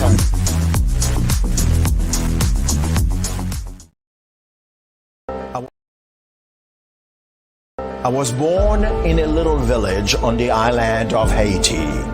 Many deadly diseases pounded me. It is as if they were on a mission to end my existence on this earth. I refused to give up. In 1983, I left Haiti and came to the United States of America. And I came with $5, 2 shirts. I didn't speak in English. I came to Atlanta. I got a job. I was a doorman. With a... Hello, I am Dr. Eric Kelly III, the visionary strategist and founder of the Black Business Olympics. I invite you to showcase your Black-owned businesses on the Black Business Network global stage. The Black Business Olympics is a global Black Business Network platform that propels Black-owned businesses into the international spotlight. By showcasing your business on the Black Business Olympics platform, you can reach a worldwide audience of potential customers, partners, and investors. You can also establish yourself as a thought leader and expert in your field, attract lucrative partnerships, and more speaking engagements. In addition, the Black Business Olympics platform provides a valuable opportunity to connect and collaborate with like-minded entrepreneurs and business professionals from around the world. This can lead to new business opportunities, ideas, and relationships. Finally, by sharing your story and expertise on the Black Business Olympics platform, you can inspire and empower others. This is a powerful way to make a positive impact on the world and leave a lasting legacy. If you are a Black-owned business owner, I encourage you to seize the opportunity to showcase your business on the Black Business Olympics platform.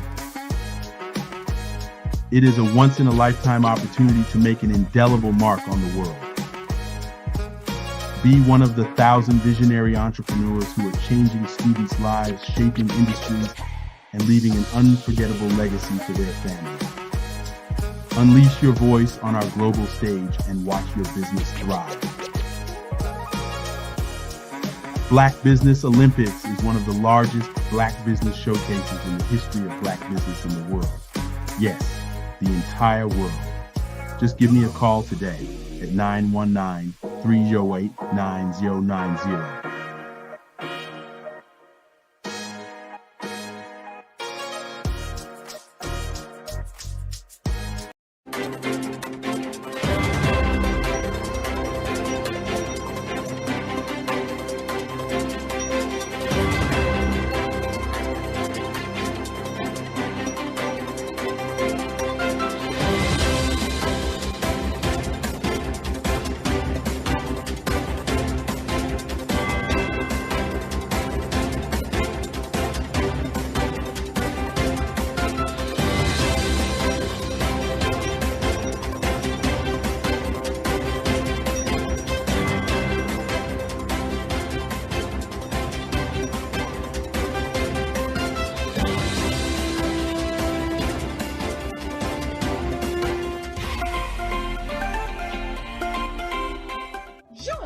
Dr. Eric Kelly III and a host of phenomenal speakers from all around the globe for this 7-day virtual event that you don't want to miss. The mission of the Black Business Expo is to raise scholarship money from kids all the way from high school, all the way from college. The Black Business Olympics is one of the largest Black business showcases in the world. It is an opportunity for businesses and companies to showcase their businesses globally. We are going to be giving away laptops up to $5,000 away to students. Again, I'm Olivia Appleberry, the founder of 2 Cents Finance and one of the speakers for the expo. I am so excited to see you there. For more info, go to www.blackbusinessexpousa.com or call 919-308-9090 and hope to see you there.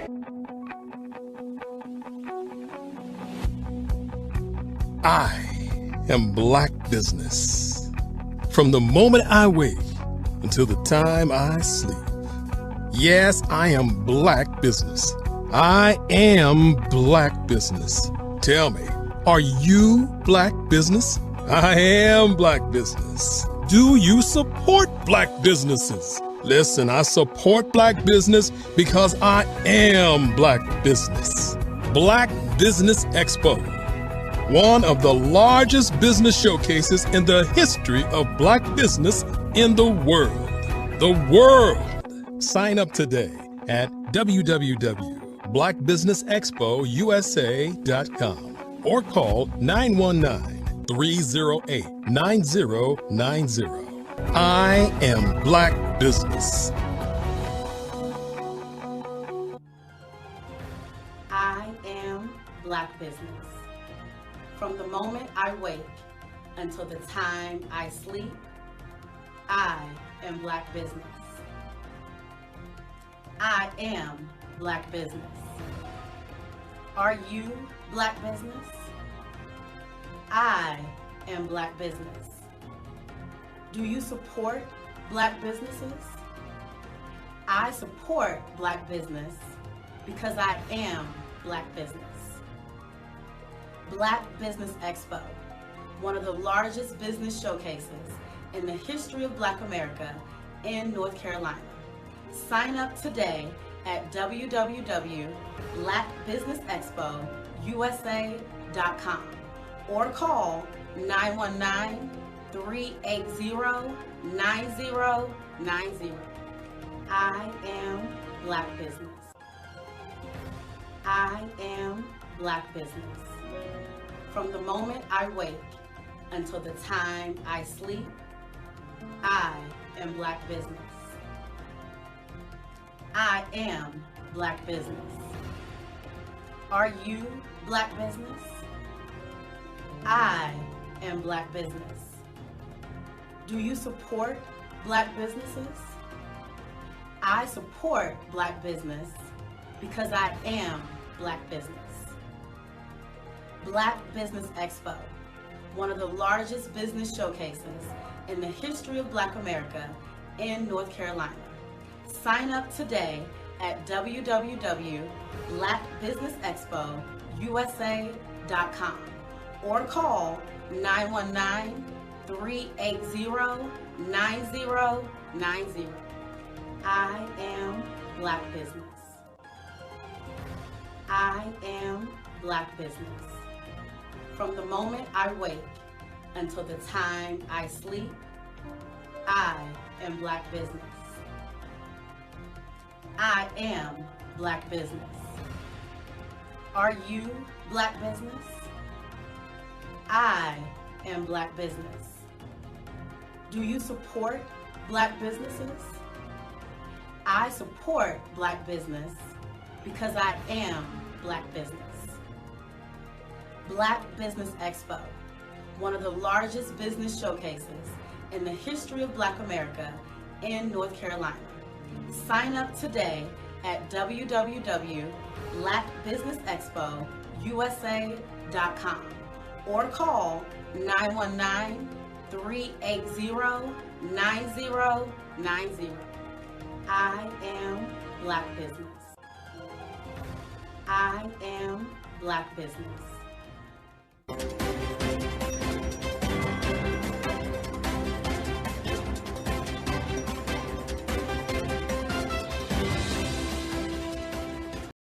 Follow the Brand TV broadcast host, Grant McGaugh, as he visits with top executives and entrepreneurs to find out their secrets of success with their personal brand. Follow the Brand TV broadcast host as he focuses on brand development to build better relationships, bring value to your business, relationships, and career. You will enjoy listening to each episode that is tailored to speak to you directly. If you're looking for this type of clarity in terms of building your brand, you have tuned into the right station.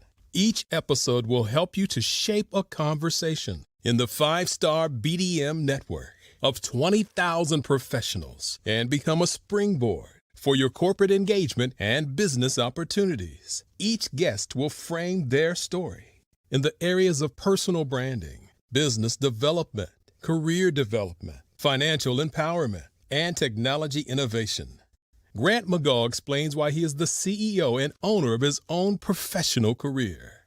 Grant is an accomplished business leader and entrepreneur who wants to give back to individuals to grow their personal brand strategy. Tune in as he weaves his story about new possibilities, while to you exceed expectations. If you love storytelling, this show will make for fun.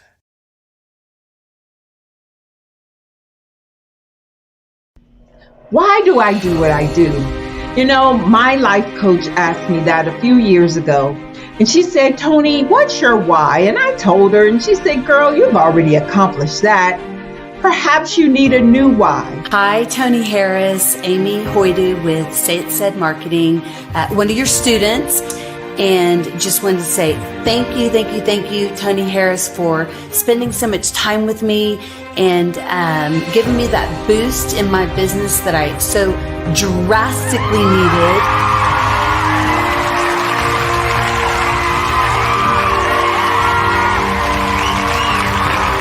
My why is to touch, move, and inspire my clients to take drastic steps to be better than they were before they met me.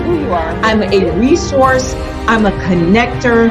I want to help people build deeper relationships that are beneficial to their life and business. That's what I do best. So, first thing you got to do is show up. And speaking is a way to magnetically attract your ideal client to you. How many of you use social media that way? Absolutely, and this is how you look to the world. Drastic steps are the steps that are needed to be successful. And my business is drastic denotes a mindset. Getting out of your comfort zone. Doing something that you don't necessarily feel comfortable doing, want to do, but you know it's a necessary step to be successful in your business. I get the most satisfaction when I see my connections flourishing into relationships long after I am gone. Hi, my name is Jasmine Augustine with Media Jasmine, and I've joined several networking and referral groups in the area. And Network in Action Northeast Houston with Tony Harris Taylor is one of the best organizations that I've joined. I love that piece of what I do, and it is what fuels my fire.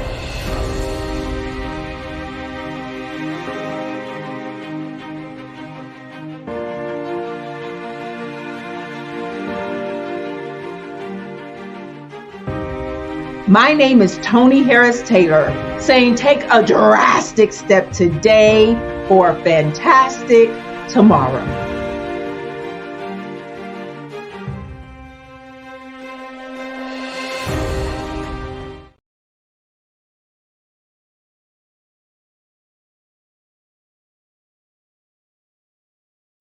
Ladies and gentlemen, and fellow professionals, please allow me to introduce myself.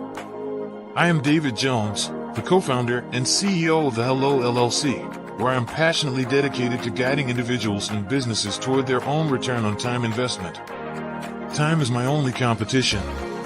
With over 20 years of experience as a corporate C-level executive, I bring a wealth of knowledge and expertise to the Hello LLC. My career journey has been marked by a relentless pursuit of excellence in marketing, strategy, and business management leadership. I have had the privilege of working with renowned Fortune 500 companies such as Xerox, American Airlines, Hilton, and Geico. However, what truly drives me is the transformational work we do at the Hello LLC. We are pioneering a new approach to business in the metaverse, where we empower businesses and individuals to build strong foundations, automate their processes and systems, while thriving in the ever-evolving digital landscape. More than just a 3D digital marketing agency, the Hello LLC is truly a community built on love, kindness, and integrity.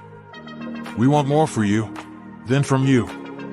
As I often say, collaboration is the new competition. In an era where time is the most precious commodity, I am here to guide you toward your own return on time investment, because if time was sold in stores, it would be sold out. With a deep commitment to excellence and a strong belief in the power of community, I don't just lead a company, I lead a movement into the future of business. Ladies and gentlemen, it is both an honor and a pleasure to be your guide on this remarkable journey. I am David Jones, and together, we will embrace a future marked by success, collaboration, and the transformative work we do at the Hello LLC. Hello stands for helping everyone live life optimally. So, let's make that pivot together and start living life optimally today.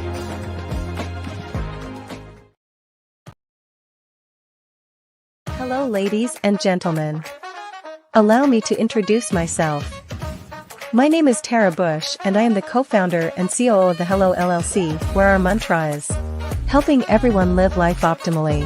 And more importantly, helping entrepreneurs leverage leading-edge optimizations. We help businesses build, brand, automate, and pivot into the future.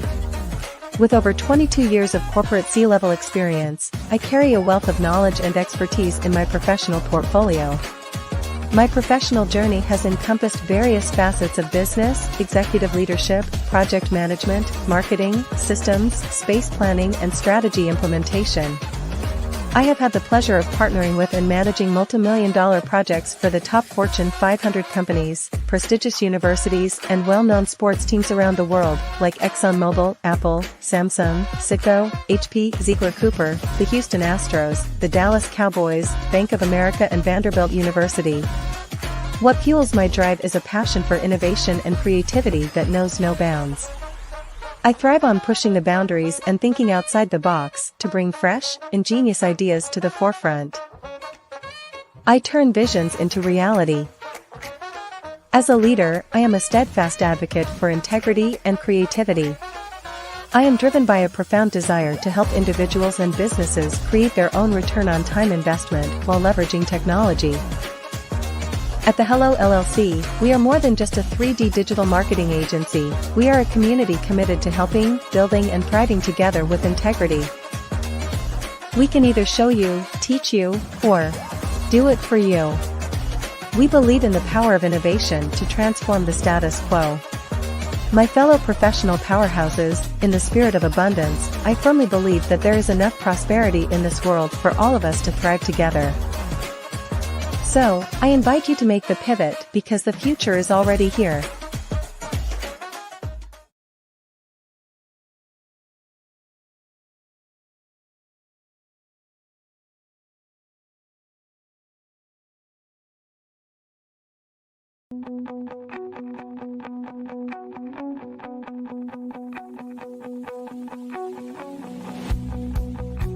I am Black business. From the moment I wake until the time I sleep. Yes, I am Black business.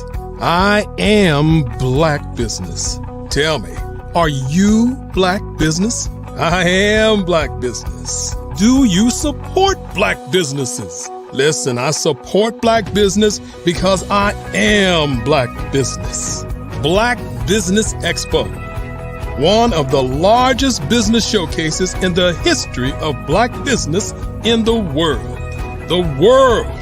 Sign up today at www.blackbusinessexpousa.com or call 919-308-9090. I am Black business.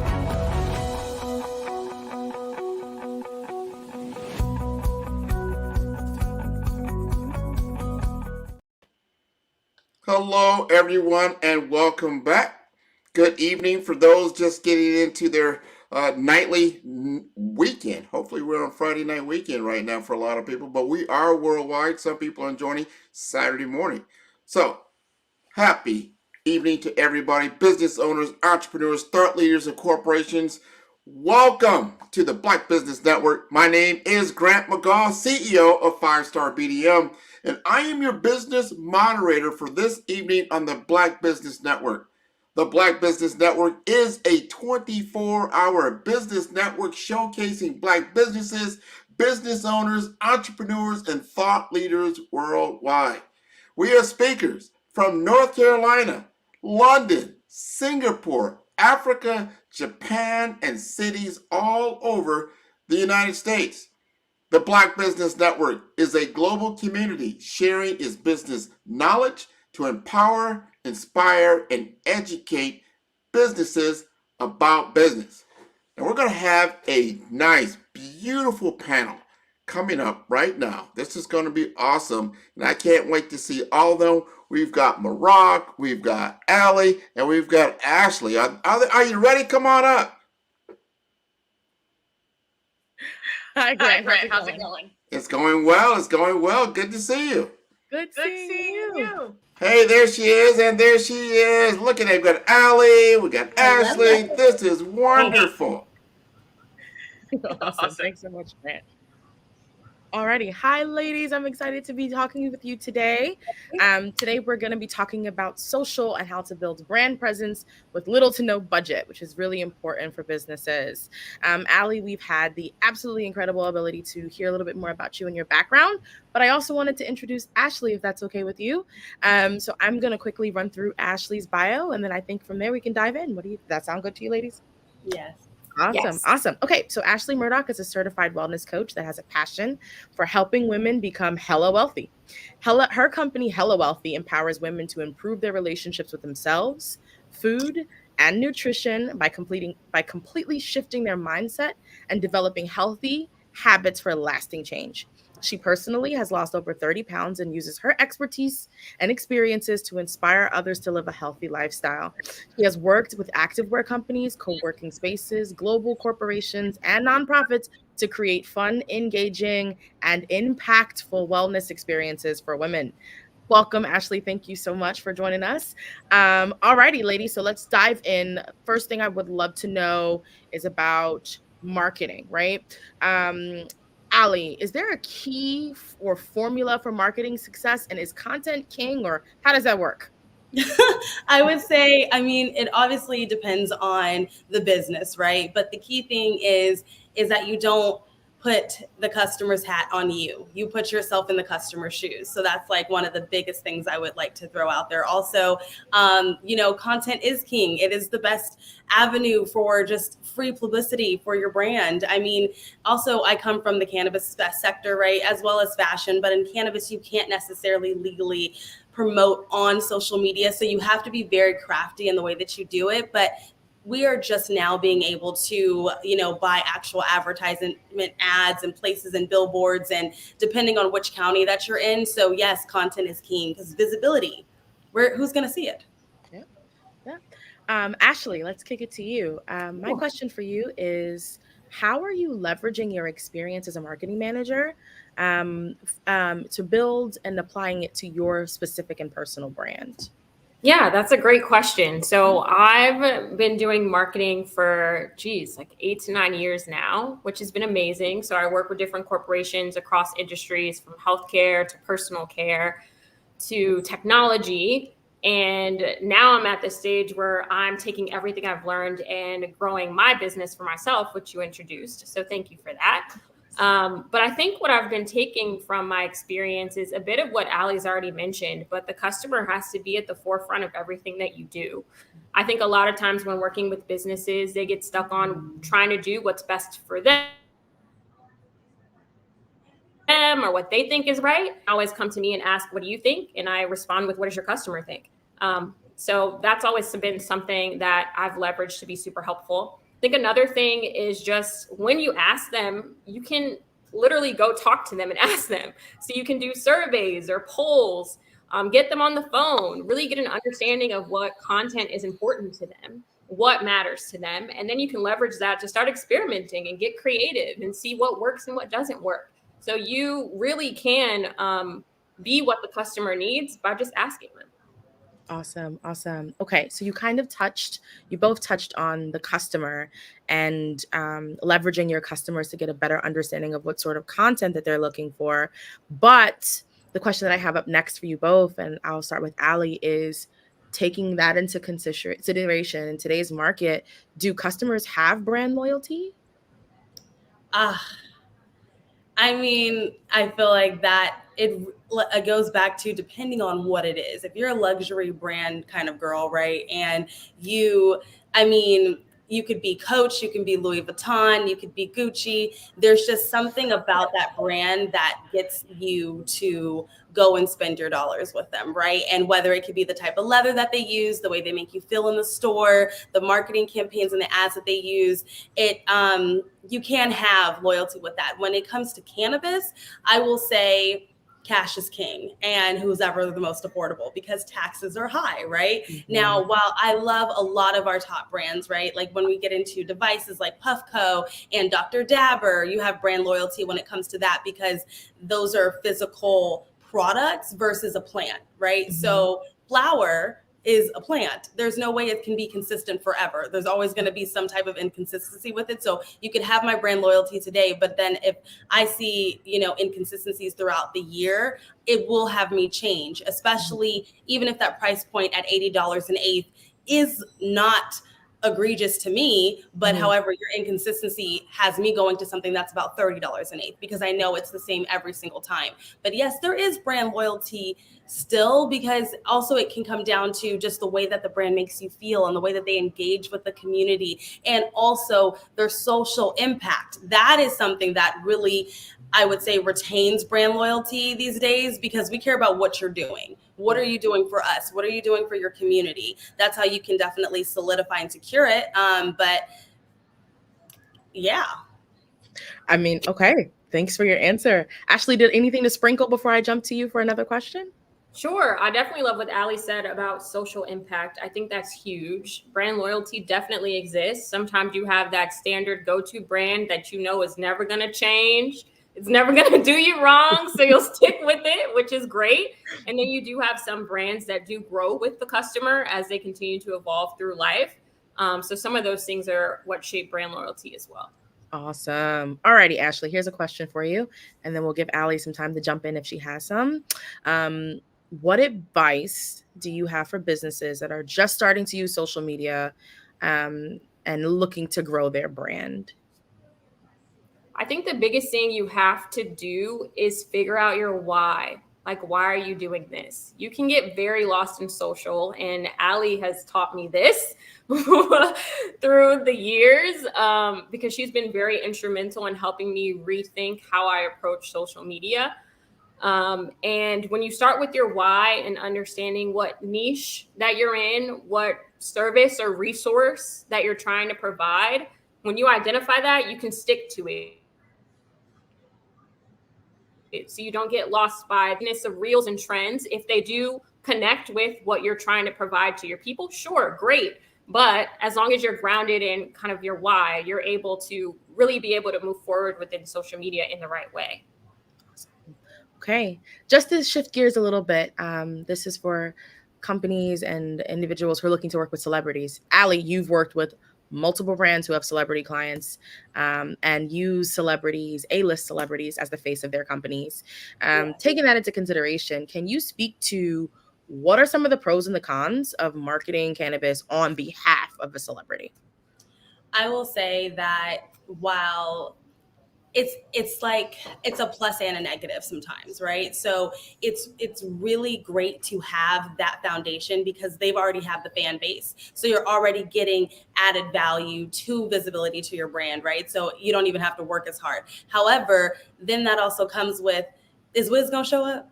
Are they going to be here? Is who's coming? And then you're like, well, you didn't spend in the bracket. So, you know, and you have to have those real conversations because not everybody falls in those sales trajectories. But I would say it only adds to your business and your brand to have that. But it also can hurt you slightly if they aren't promoting it and if they aren't, because the fans look at that depending on their fan base, right? Like, let's just say Beyonce in general. Her brand, her fans rock with her heavy, good, bad, all the in between, right? But if something happens with that brand and they do something wrong, they can tear you down just as like fast as they built you up. So you always want to be careful with that and make sure that your message is clear. Like exactly how Ashley said, your why, as long as you understand your why and you don't make them your bottom line, you make them your addition, then you won't really run into too many issues because you also don't want to be roped into when they have a scandal. And let's be honest, it happens. Sometimes they can be unfounded and sometimes they can be very legit, but you want to make sure that your brand is protected and that way your message is always clear, whether we support this or we don't. And also by partnering with celebrities, you want to make sure you understand what you both are getting out of it contractually. Got it. That's got it. Anything to add, Ashley? No, she covered all that very well. Okay. Awesome. Alrighty. So Allie, you talked about budget. I heard bottom line. So here's a question for both of you. How do you get creative with your marketing budget or your marketing when your budget is limited? Okay, I'll go first. I don't like to haggle. I do not like to haggle. I am not a haggler. So it's like, and you also, I've worked for really big brands that have cut budgets due to things that have happened in the market, right? And you come in as a heavy hitter and they're like, and you go to start to partner with other businesses and they immediately expect the dollar amount to be high or your budget to be extensive and it's not, right? So you have to get very creative. So you have to find other ways to barter, you know, whether you're offering merchandise, coverage, you know, media help, or I mean, just marketing support on our end as well. So that way your team isn't completely taking that on. Also, I would say personality is really king. People take that for granted, but people are willing to work with you when they understand that you don't have a budget. A lot of the things that I do and I've been able to secure just in my career have been through good faith. Just because they know that if I don't deliver on this, I can deliver on something else. So by not leaving people in your wake when you work with them, because you're like, oh, I don't have a budget, I need to just get through this and make it happen.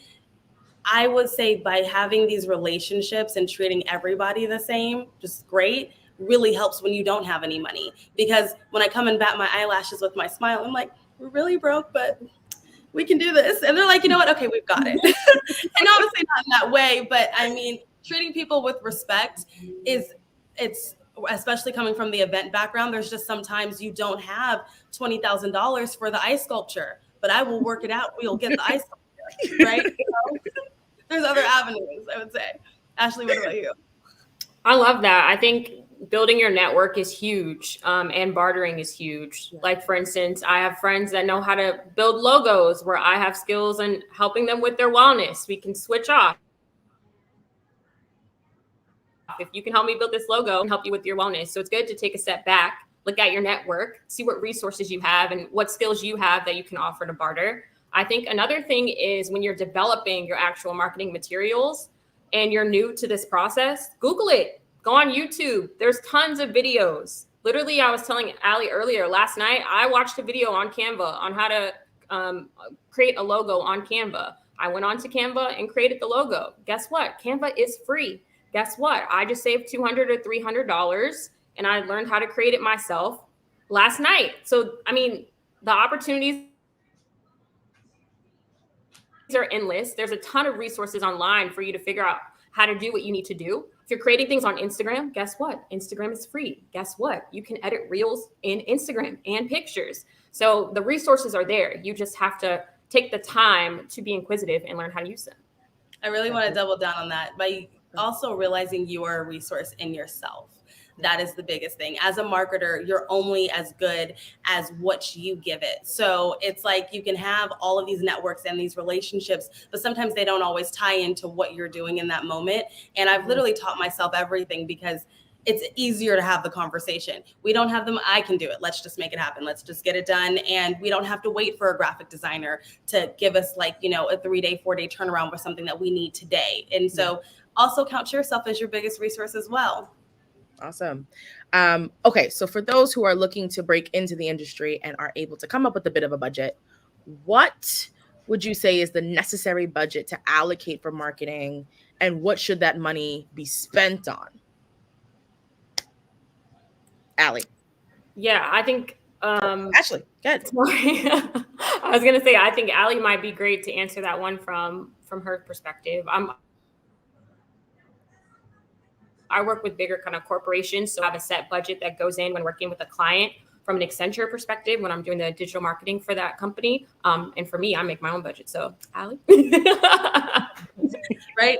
Lucky. So, what I have to understand is one, we need to plan. So it all really comes down to planning and what budgets are, because sometimes you can get a set budget at the top of the year and then you can either have an infusion of cash and then that can increase, right? Or you can have it completely decrease. And so that's what I've just been noticing lately as cannabis has started to level off a little bit from the COVID days and when it was making just a lot of money. It's not what it used to be anymore, right? So we're not throwing $50,000 at, you know, concerts and events and showing up to roll out just for a booth space now. No, we're doing other types of smaller pop-ups that are going to give us more brand visibility to active leads who are active cannabis users who are actually going to purchase our product, who like vapes or who like flower product or who like edibles, right? So I would say by planning first and understanding what the company needs are. What are we trying to do? What is our why? What is our expansion reach this year? Do we want to put it into experimental marketing or do we want to put it into, you know, out of home advertisement? It's kind of really trying to assess those needs and where we're lacking. Then I would say then you can really come up with a budget, because I have gotten budgets before and they have been unrealistic because I know how much a food truck costs. Off the top of my head, I can tell you, I don't need to do the research. We have done Food Truck Palooza. Now they have callers to do it for you. But before that job existed, we were the people who called, right? Oh, you're booked? Let me call the next 20. Okay. So to make it happen. And in addition to DJs, right? I know how much DJs cost, just a ballpark of DJs, whether it's the high end or low end, but you also get what you pay for. So you don't always want to cut corners. So it's just having, while you have all of these numbers, and if you're someone who knows what the cost of the activations that you're trying to kick off are, it's easier to have those conversations as, okay, how many events do we want to participate in this year? How many, initiatives do we want to kick off? And I will say, you can always do things on a lower end unless you want to use a celebrity. A lot of people take that for granted. They cost a lot. Mario's 20 grand. Yes, he is. Base. I know. Yes. off the top. Like they're like, how, what? And I'm like, people think artists are like 150. I hate to throw numbers around, but a lot of people, you also need to understand what your product is and who you're trying to market it to and who you're trying to partner with. You never want to count another person's money or another organization's cash either. Like, oh, well, they've got this going on. No, let's look at the bottom line and see what really is happening here. And then you can assess. Got it. Got it. Thank you for sharing that. All right. So let's talk about social. I think for small businesses, up and coming businesses, and people who are accessing social media for their business for the first time, it is so overwhelming. What tips do you both have to stay consistent and to make sure that people are actively posting on social? Any recommendations? I'm going to let Ashley take this one. I think she's ready. Yeah. So a couple of things, because Allie has helped me to not be overwhelmed. There are days where I've called her to be like, okay, I need to post 2 reels a day. I need to put 3 pictures up. And she's like, slow down. So the first thing you need to do is figure out, how often you want to post and choose a realistic amount based on your schedule and what you are capable of at that time. So she helped me to figure that out. Yeah. Some other things that are super helpful that I like to do monthly is just put together a calendar. So for me, I focus on health and wellness.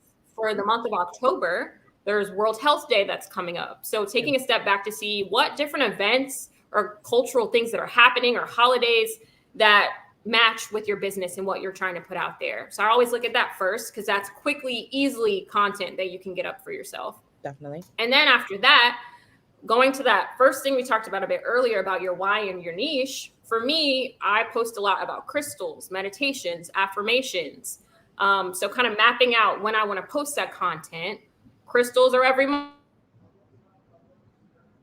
Monday, affirmations are every Tuesday. Having that kind of consistency helps me be more secure and stable when it comes to the posting. And then another thing that Allie has taught me is to just block out a piece of time to film the content. If I'm filming about crystals, I did it the other day. I filmed 10 videos. I just changed my shirt 10 different times, held a different crystal in my hand, and I got videos. It's that easy. So once you really figure out what you're doing, you can sit there and get it done. And then you already have all this preloaded content to get you ready for the next couple of days. And then the last thing I'll say is another thing that Allie talked to me about is what's called B-roll. But essentially, it's just that fluff content of you doing stuff that has to do with your business. For me, everything I do, walking around, meditating, moving my body, cooking, all of that has to do with my brand. So I just film myself doing all these things. And in the future, I can put it with trending audios and put a message with it. But I have all that content stored, so it makes my life easier that I have something to pull from. Awesome. And so I'll piggyback off that just a little bit.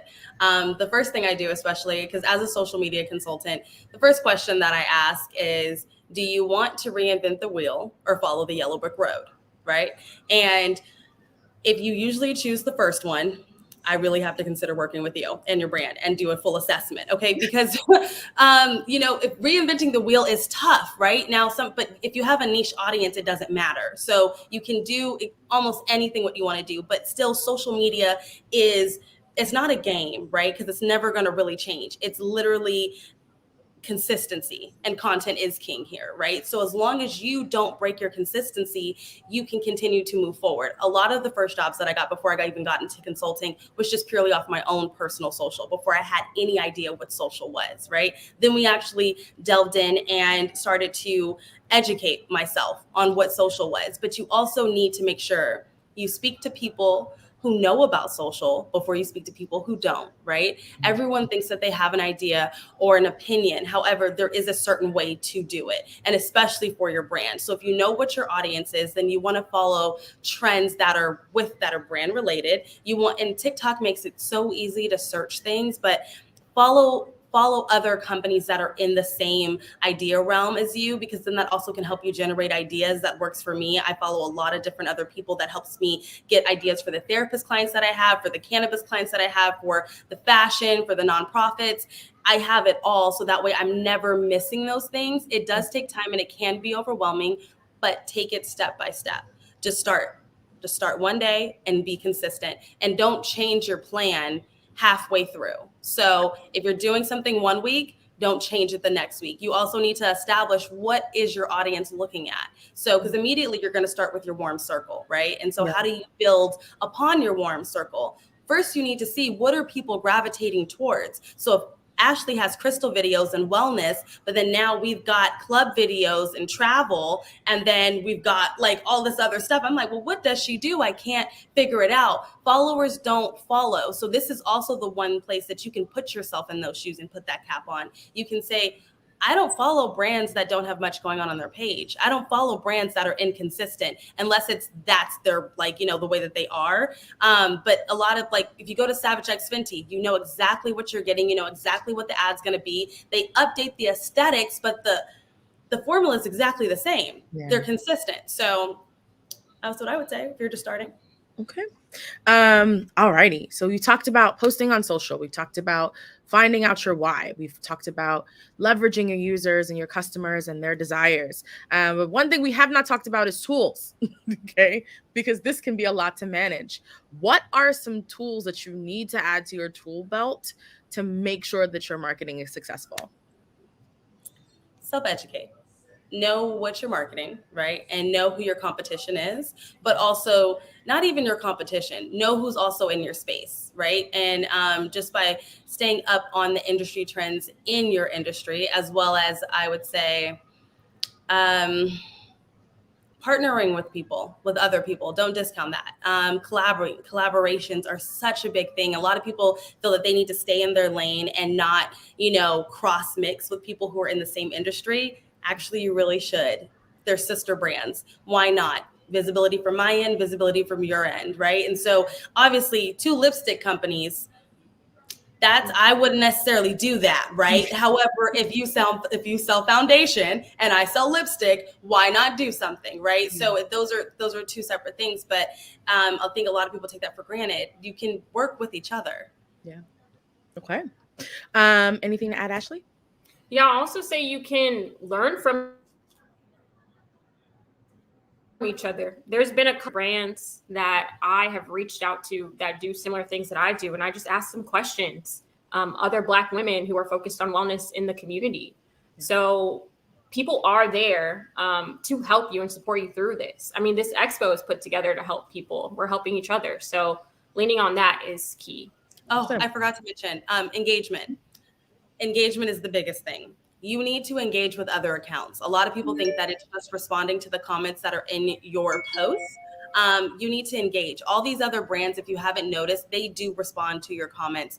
And then they also are responding on your pages. So some of them kind of keep it strictly to the people that tag their accounts. But the way that you're going to boost your visibility, especially with Instagram and TikTok, is by being engaging. That's what's going to completely drive your page all the way up to the top. Take a month where you didn't comment or like anyone's post, just on your brand page, and then take another month where you did it every single post. People will be like, she's so supportive. But however, that same support is now going to trickle effect to your account. So when you make posts, you're going to start to see that engagement because your posts are also going to come up in their feed more. I don't know if people notice that the more Instagram account, influencer accounts that you follow, the less you're seeing your personal, like, friends and family and all of their stuff, right? But if you're dormant, so is your account. So you want to make sure that you're active. Got it. All right. So we've talked about marketing. We've talked about social. I think we have a pretty good grasp of social and what it is. But marketing is such an umbrella term. And with it, people have a million misconceptions. They think it's 65 different things other than what it actually is. So can you tell me, and whoever wants to start can, what are some of the common misconceptions that people have about marketing?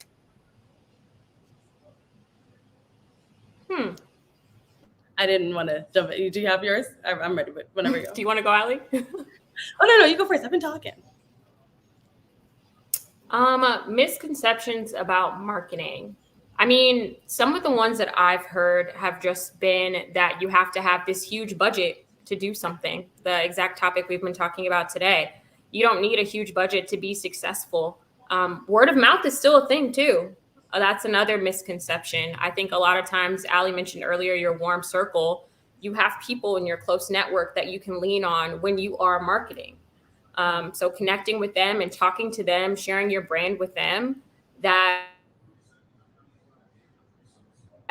is key. And then I think a lot of people get overwhelmed by the idea that you have to be this big established brand to do anything impactful. You don't. A lot of times what I remember, especially when I'm on social media, is, and Ali reminds me of this, is to not focus on the numbers, like focus on the impact.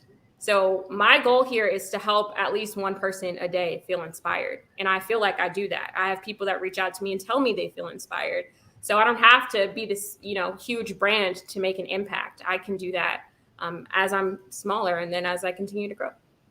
Yes. I would say a lot of the common misconceptions, outside of social, is that you have to, outside of budget, you have to do certain things in order for you to gain recognition or to gain authenticity, right? For your brand to just be like, no, this is an actual real brand and we rock with it and they're supported, and you need all of these accolades to come with it. You need all of these, you need to participate in all of these other, LinkedIn, and you don't need LinkedIn. It's great. It's yes and, right? But it's not this or that. So you don't need to have a YouTube. You don't need to have a Twitter. You don't need to, I would say also a lot of misconceptions of just upon hiring and who you get. Just because that person was a senior director, right, at Chase, does not mean it is going to work here for beauty, is all I've got to say, right? Now, it can if they have a passion for it and they understand the brand. I'm not saying that. I've jumped industries a few times. I would consider myself like a general marketing surgeon, right? I never like to just stay in one lane. I love every single avenue of business. So I don't think I love a challenge, but I would say that a lot of the common misconceptions is that formula is going to work for you. And that's not necessarily the case. And it doesn't have to, because that's where you can have some originality. Also, people really discount lead generation and direct mail marketing. It's still a thing because they're still getting these stamps on these packages, and you're still getting that AAA mail saying, sign up here and get a gift card. Okay. Someone's paying for that ad space, and someone's also paying someone to review all of that creative so that way it can go out correctly. So there is still a business there. And I think that we discount emails, we discount, phone numbers, things like that. They just care about a follower base, and that's just not what it is. You don't need an influencer to move your brand. A micro influencer will actually do you better because you don't know where their circle is. Someone's warm circle of 100 will give you more ROI than somebody with 200,000 followers that isn't even closely related to your brand. So that's just what I feel a lot of people are, they're like, I've got to do this and I've got to do that. There was a wave of it, but now it's really starting to level off. You even see the Kardashians not even doing as much product placement as they used to, right? Also because their rate is extremely high, but it doesn't have the same impact that it once did. So I would say never discount what your impact, especially like Ashley said, in the community is by doing a lot of, I would say the more philanthropic initiatives that you can kick off or spearhead, do, because that'll go way further than you popping up at a random trade show, or not even it could be an industry trade show, but you're still not getting your bang for your buck. Yeah. Can I add one thing to that too? Sure, sprinkle. I think another thing that I've learned, and maybe people might not like this, but sometimes it's good to do stuff for free. Now, what I mean, and I choose how I do that, but sometimes, for instance, this is a perfect time now, but I'll host vision board parties. So I'll bring all the supplies and have a great event and normally pay people for supplies.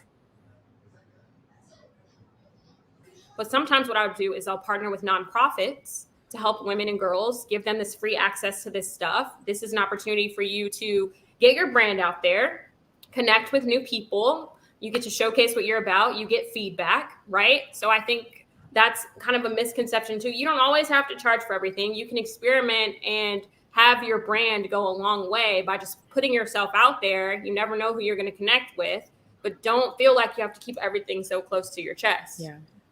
Yeah. Awesome. Thank you for sharing that. Alrighty. So here's my final question, because we are coming up on time soon. When you think about the position that you are in today, what advice would you have for others who want to set off in a similar direction? And what helped you directly get to the position that you are in today? Okay.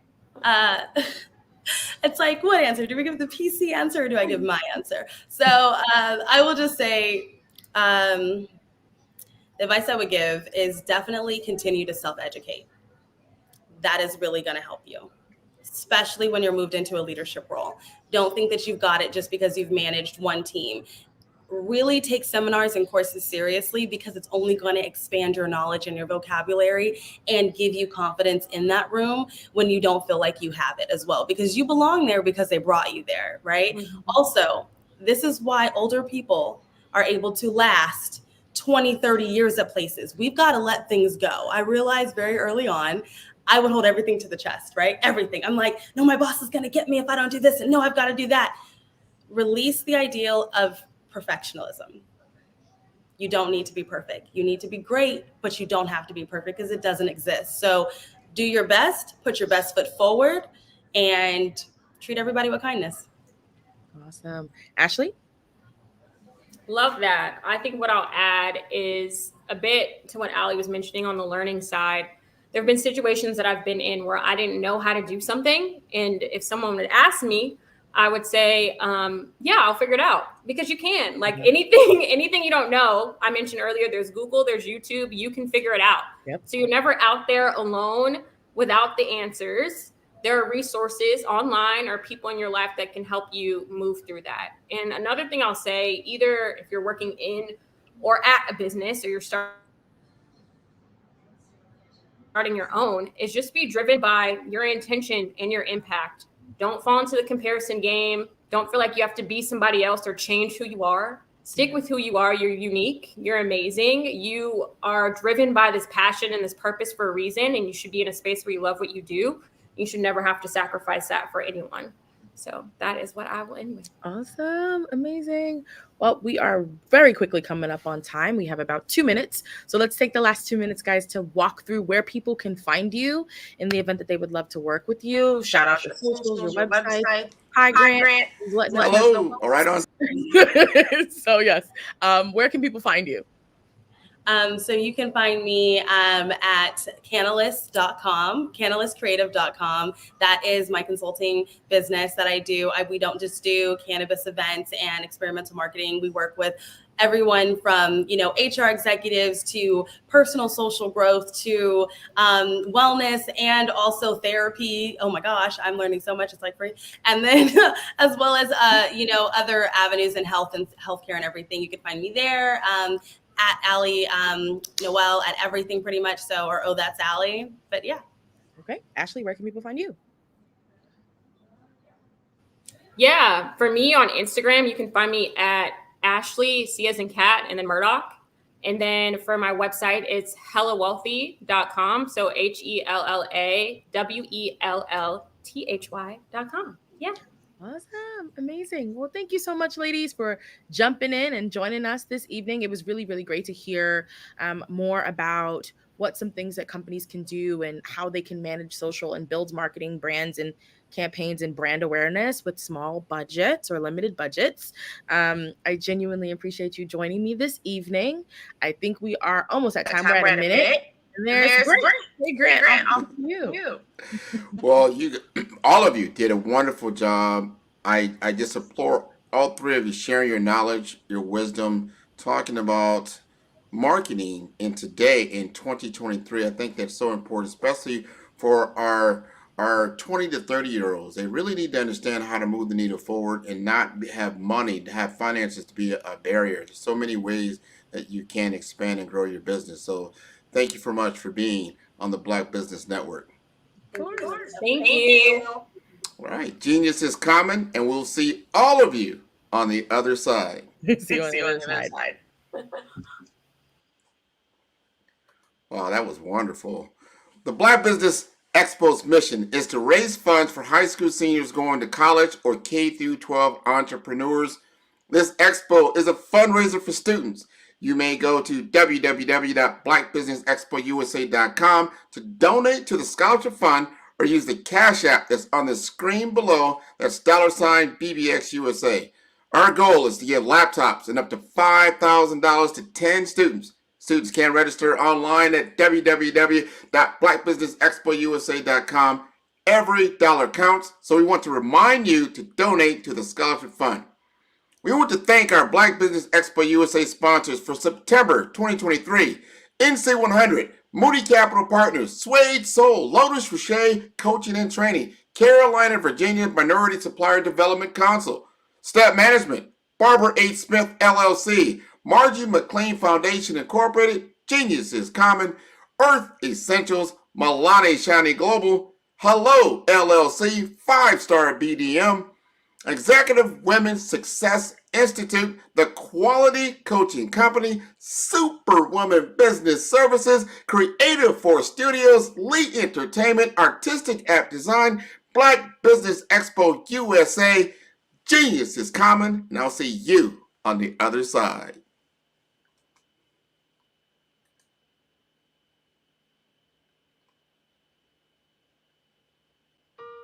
Hello, this is Israel, and I am CEO of Daydreams Interactive and author of Princess Planet. So, genius is common, and as a kid, I loved to daydream. Even as an adult, I loved to daydream. And when my daughter became 6 and loved princess characters, but we just could not find the diversity that showed her, we created our own characters. So, for instance, you have Princess Nulu right here. Princess Nulu is from Uganda, and her genius is that she loves to take care of animals. She can actually even listen and hear what they say. And then we have Princess Isabella right here.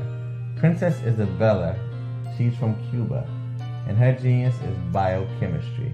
One day she hopes to eliminate disease. Then we have Princess Nia right here, and Princess Nia is based off of my daughter, and she wants to be the greatest dancer alive. So that's her genius. So what's your genius? My genius is my imagination. Genius is common.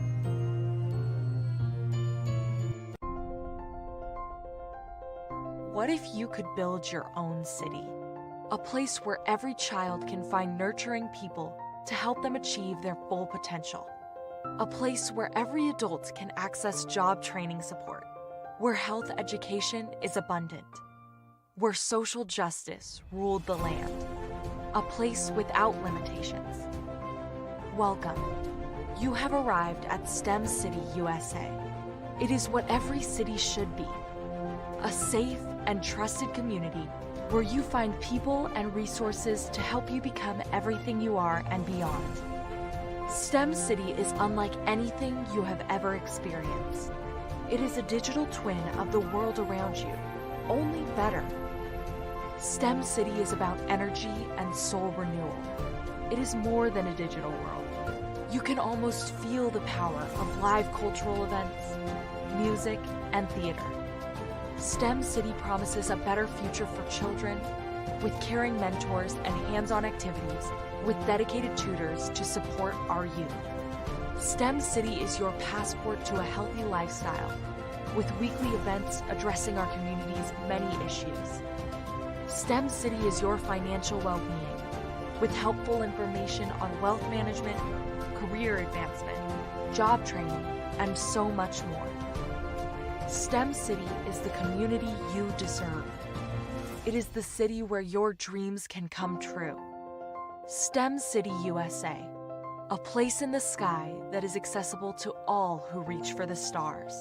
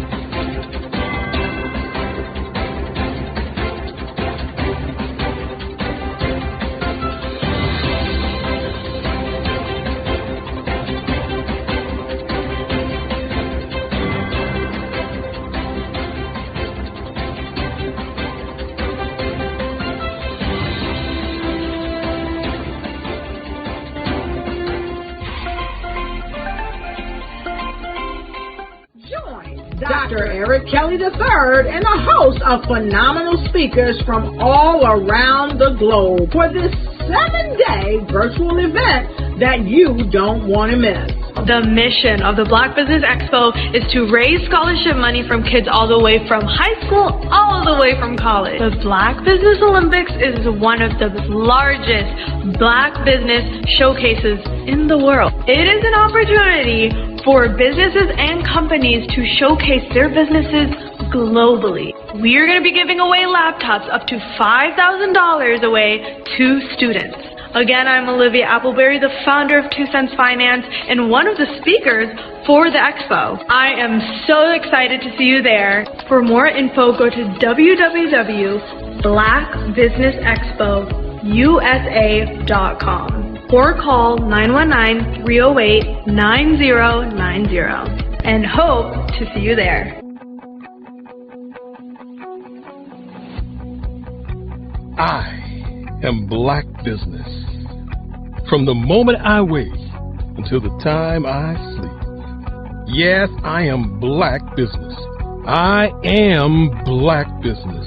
Tell me, are you Black business? I am Black business. Do you support Black businesses? Listen, I support Black business because I am Black business. Black Business Expo, one of the largest business showcases in the history of Black business in the world. The world! Sign up today at www.blackbusinessexpousa.com or call 919-308-9090. I am Black business. I am Black business. From the moment I wake until the time I sleep, I am Black business. I am Black business. Are you Black business? I am Black business. Do you support Black businesses? I support Black business because I am Black business. Black Business Expo, one of the largest business showcases in the history of Black America in North Carolina. Join Dr. Eric Kelly III and a host of phenomenal speakers from all around the globe for this 7-day virtual event that you don't want to miss. The mission of the Black Business Expo is to raise scholarship money from kids all the way from high school, all the way from college. The Black Business Olympics is one of the largest Black business showcases in the world. It is an opportunity for businesses and companies to showcase their businesses globally. We are going to be giving away laptops up to $5,000 away to students. Again, I'm Olivia Appleberry, the founder of 2 Cents Finance and one of the speakers for the expo. I am so excited to see you there. For more info, go to www.blackbusinessexpousa.com or call 919-308-9090 and hope to see you there. I am Black business. From the moment I wake until the time I sleep. Yes, I am Black business. I am Black business. Tell me, are you Black business? I am Black business. Do you support Black businesses? Listen, I support Black business because I am Black business. Black Business Expo, one of the largest business showcases in the history of Black business in the world.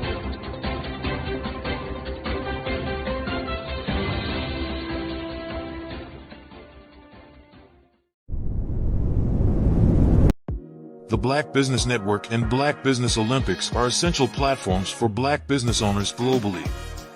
They provide the tools and support you need to succeed in today's competitive marketplace. Join us today as we collaborate together with businesses from around the world to support our children, students, and young future entrepreneurs, Black businesses and corporations. We raise funds for students going to college and young entrepreneurs who are aspiring to be business owners, and we invite you to be a contributor today.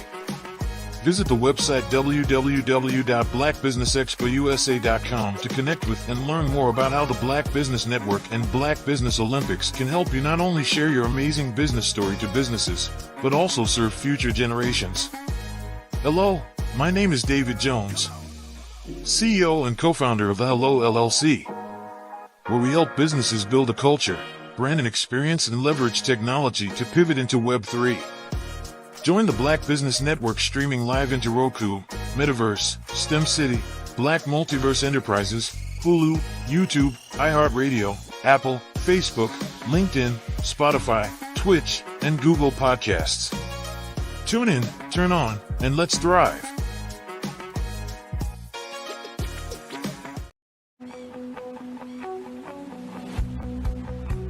I am Black Business. From the moment I wake until the time I sleep. Yes, I am Black Business. I am Black Business. Tell me, are you Black Business? I am Black Business. Do you support Black businesses? Listen, I support Black business because I am Black Business. Black Business Expo, one of the largest business showcases in the history of Black business in the world. The world! Sign up today at www.blackbusinessexpousa.com or call 919-308-9090. I am Black Business.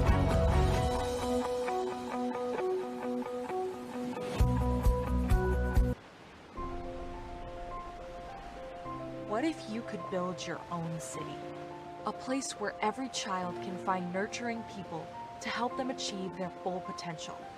A place where every adult can access job training support, where health education is abundant, where social justice ruled the land.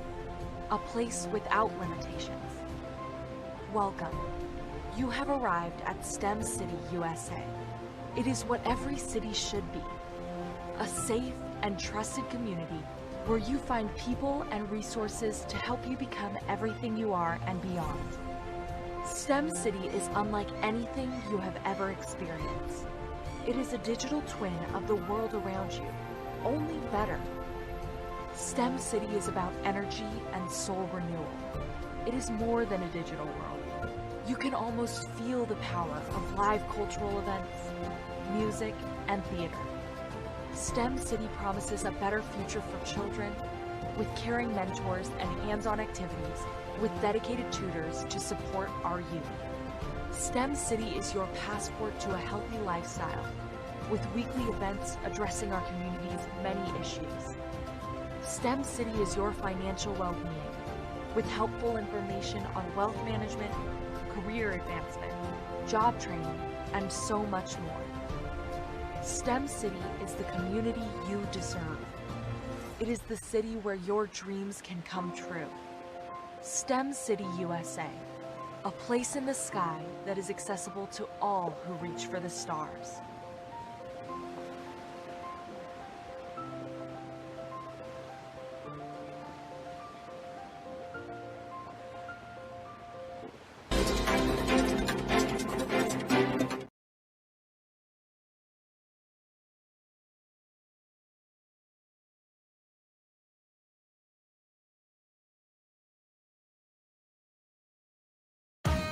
Are you an innovative entrepreneur or business owner ready to embrace the future of business transformation? The world is evolving at an unprecedented pace, and it's crucial to adapt and pivot towards success in this dynamic landscape. At the Hello LLC, we are dedicated to guiding you through this transformative journey, offering a comprehensive suite of services that extend beyond the metaverse and 3D immersive experiences.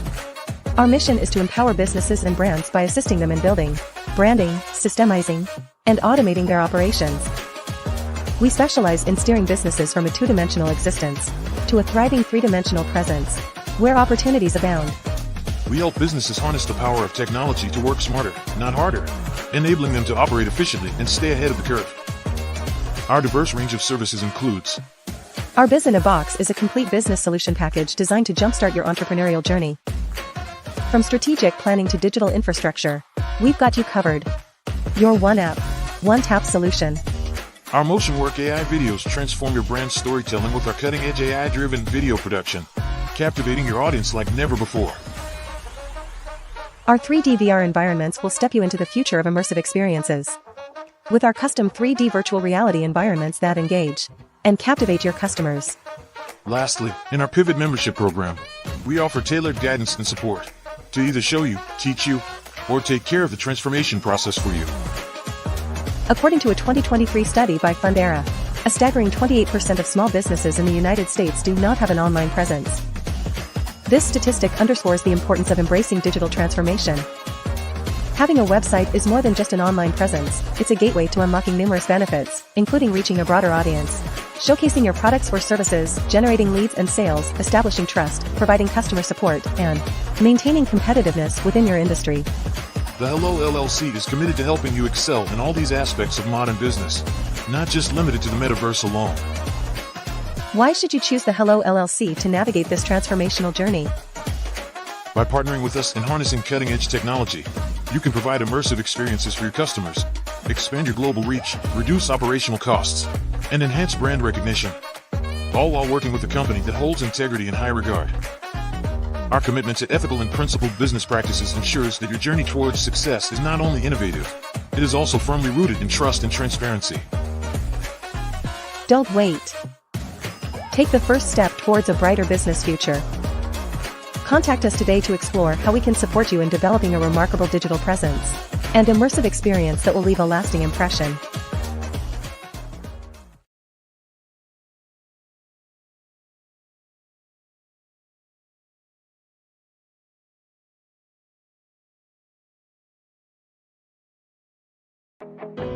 I am Black business. From the moment I wake until the time I sleep, I am Black business. I am Black business. Are you Black business? I am Black business. Do you support?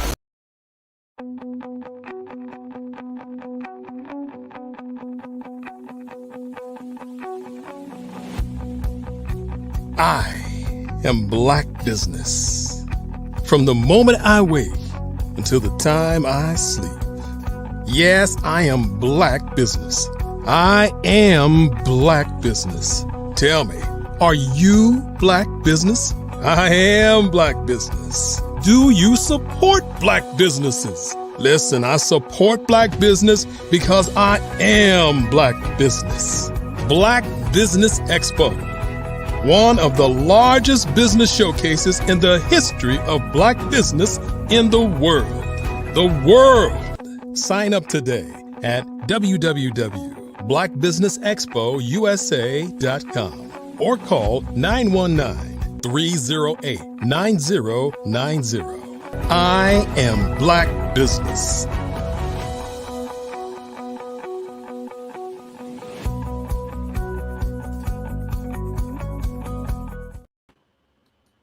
Hello, good evening, business owners, entrepreneurs, thought leaders, and corporations. Welcome to the Black Business Network. My name is Grant McGaw, CEO of 5-Star BDM.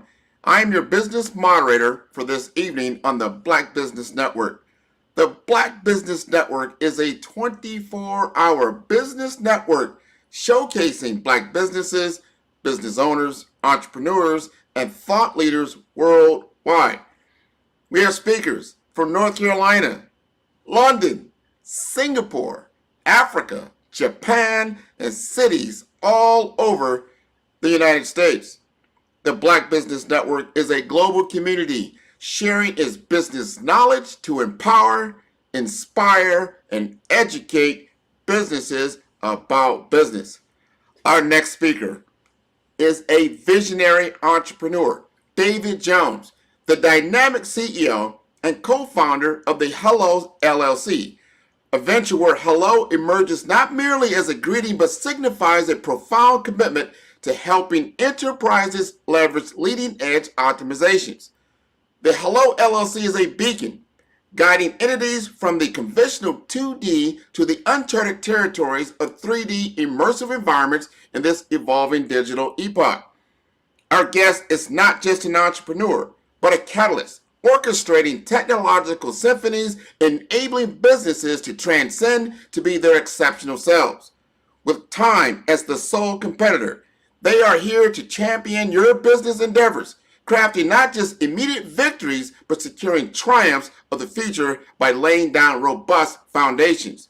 With a pledge to foster diversity and inclusivity, the LLC also proudly sponsors the Black Business Olympics, contributing to the enrichment and empowerment of Black businesses. Join us in welcoming this unparalleled innovator and thought leader whose endeavors are painting the future of digital transitions with strokes of brilliance, resilience, and an enduring commitment to excellence and diversity. Welcome, David Jones.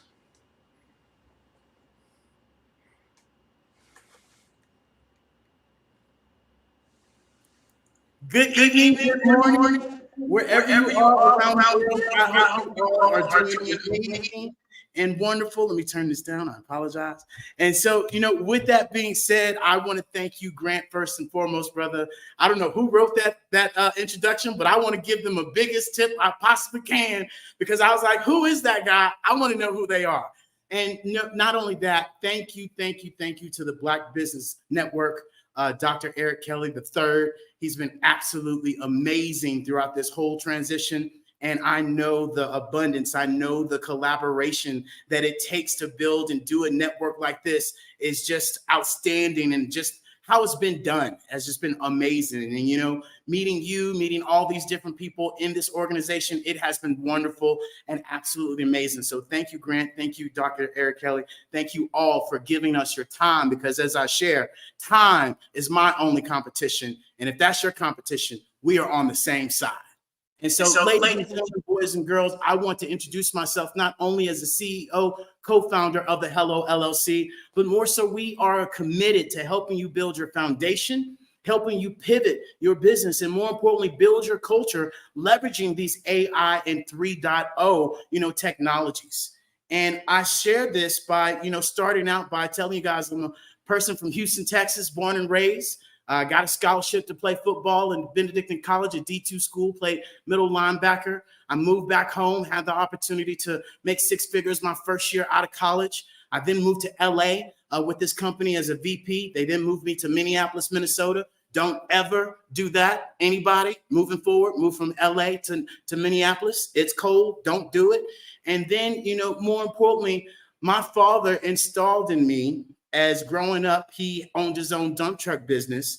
And as a youngster, those of you that are around the dump truck business, you know that there's this thing called a four-wheeler, and it's about half your body, and somebody has a big pipe, and somebody got a hold of the four-wheeler and the four-wrench and get on those wheels and take off brakes, put them on, use your hands. I remember countless Saturdays of being out at the yard, helping my dad with just doing this work. And my dad said, son, look, I'm not doing this for nothing.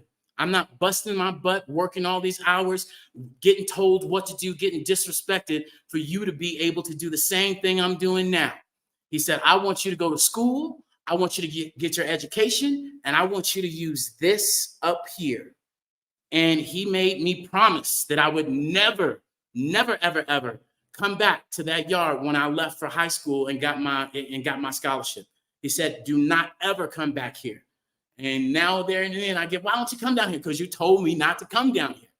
And so, I just share that with you all that, there's fathers, there's mothers, there's, aunties, there's grandmas, there's brothers, sisters, whoever that is out there that is encouraging you to do better, right? And I get it. You get that old school, you're going to school, you're doing this, you're doing that. Now, you should do that. And you just like, would you just be quiet, please?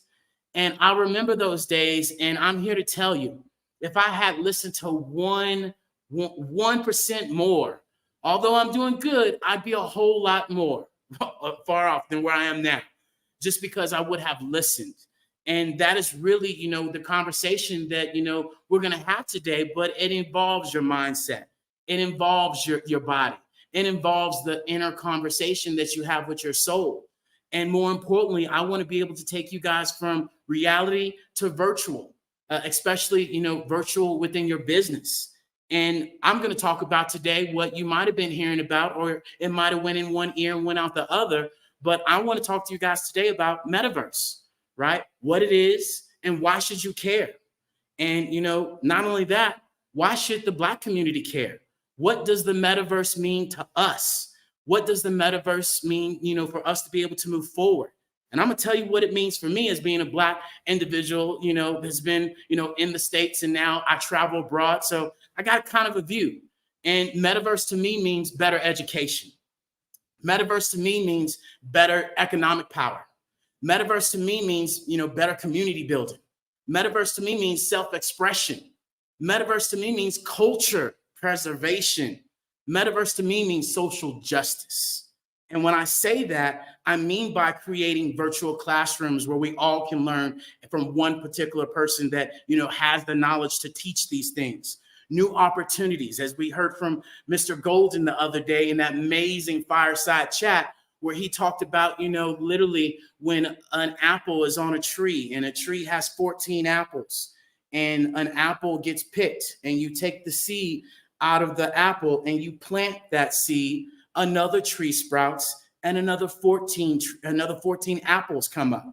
So now you got 28 apples, and then double that. So anytime something new is created, it is going to provide more abundance for us all. Just like when the cars came around, it provided us more abundance and more availability for us to travel around. Just like when the internet came around, it provided us a more global scale for us to communicate. And so really it's the more abundance, the more opportunities for us all, and not the lack of. And then when we talk about, family, reunions, we can put those now on Metaverse. Oh, well, I can't make it to get your butt on the phone.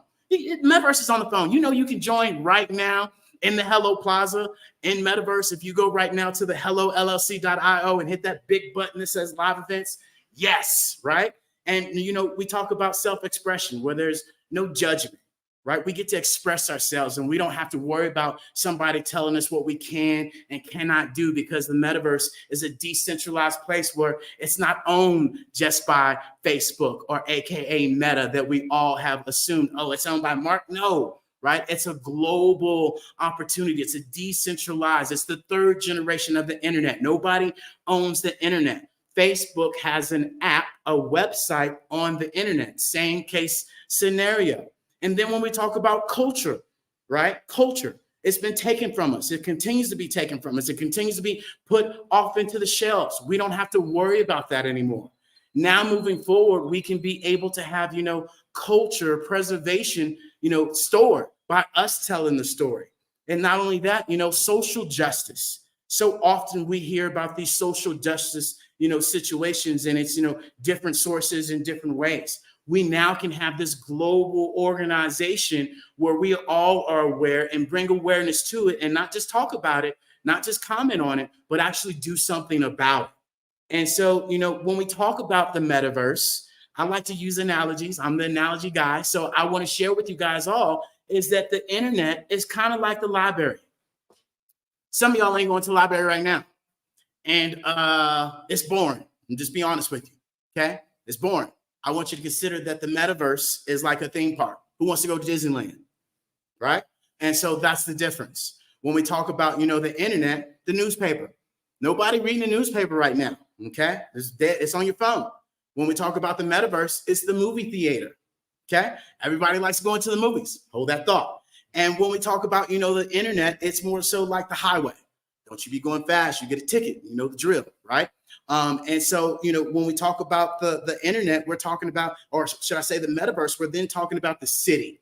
So we see the comparisons of internet towards metaverse. We are literally expanding the horizons where we're going from this flat 2D surface right now. If you're watching me on YouTube or if you're watching me on Roku or LinkedIn or any of these flat surfaces, compared to if you're in the Hello Plaza, you're able to literally be immersed in a completely different environment. You can go to our actual penthouse. You can go to the second floor. You can go to the third floor. You can get in golf carts. You can drive around our city while listening and hearing me at the same time. This creates a completely different experience. And so, you know, I love it when people say, oh, this guy's up here talking about the metaverse and the metaverse isn't going to be nothing. Well, first of all, I'm here to tell you right now, okay?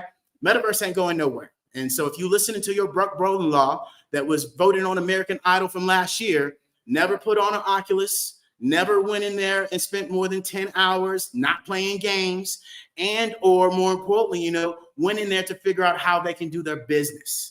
Because a lot of the times what I find is people talk about it, but they haven't actually experienced it. And then if they have experienced, they went to go play games in the metaverse, which I get it. That's what it was advertised with. But once you get in there, it's like, hold on, time out. Wait a minute. I can do this. I can do this. I can do this. Yes, you can. We have gotten to the point where now it is no longer do we or can we use the excuse of, oh, this person did that or that person did that or I'm being discriminated against. No, I'm here to tell you, though, it's done. Because right now, at the speed of thought, you think it, you can create it. We have gotten rid of gravity. We've defined gravity. When you can define gravity, you can create and do anything and everything at the speed of thought. And that is where we're at right now, especially for those of us that are entrepreneurs and business owners. It is now copy, paste, drag, drop. If you can't do those 4 things, then we need to talk. Or you need to go look up ChatGPT or Google Bard and just get to talking and start from scratch, okay? That is where we're at right now when we talk about business, when we talk about entrepreneurship, when we talk about moving forward, when we talk about advancements. That is what we're at. So it's no longer, oh, I'm not good at this. Oh, I'm not good at that. I'm here to tell you, I want you all to go from this I can't, right, to I don't. Because if you say I can't, your power is gone. You've given your power away. When you say I don't, you have your power back. You know what? I don't do that. Then go from that I don't to I know. I know I should do that, right?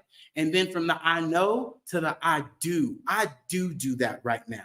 And this is really the 4 steps that you have to ask yourself, where am I at in this process? I can't, I don't, I know, or I do. And I'm here to tell you, start doing it and doing a lot more, because what separates the average from the great is the great people do the ordinary things that most people do occasionally, okay? That's what separates you. Not your mama, not your daddy, not what you didn't have, not what you do have. It's those things, okay, of what you tell yourself. And so when we talk about, you know, the metaverse, I want you guys to understand the metaverse has 400 million active users a day, okay? Just let that sit. Okay, so it is coming down the pipeline like no other. We heard at the very beginning of the Black Business Network that I've been talking about it like it's going out of style, like I've been knowing it for the last 30 years, but I've just now known it, is that, you know, the average age of the world is 29, okay, 30.4 if you want to be Pacific, okay? And so, you know, it's 30 years old. We'll just leave it at that. And the average age in the metaverse is 18 to 34. And something that has really hit me, especially after talking with Dr. Eric Kelly III, right?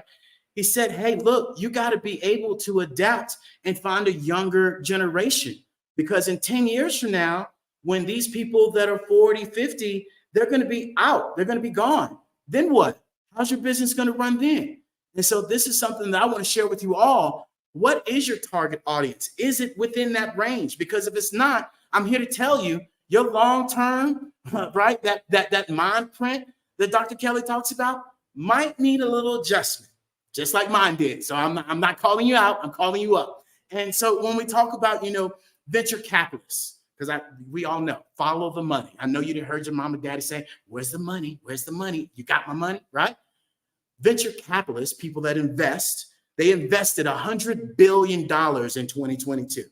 And I shared this with my dad the other day. And I said, Dad, I said, do you know how long it takes you to count to 1 million? He said, no, boy, I don't know how long it takes to count to 1 million. I said, 11 days.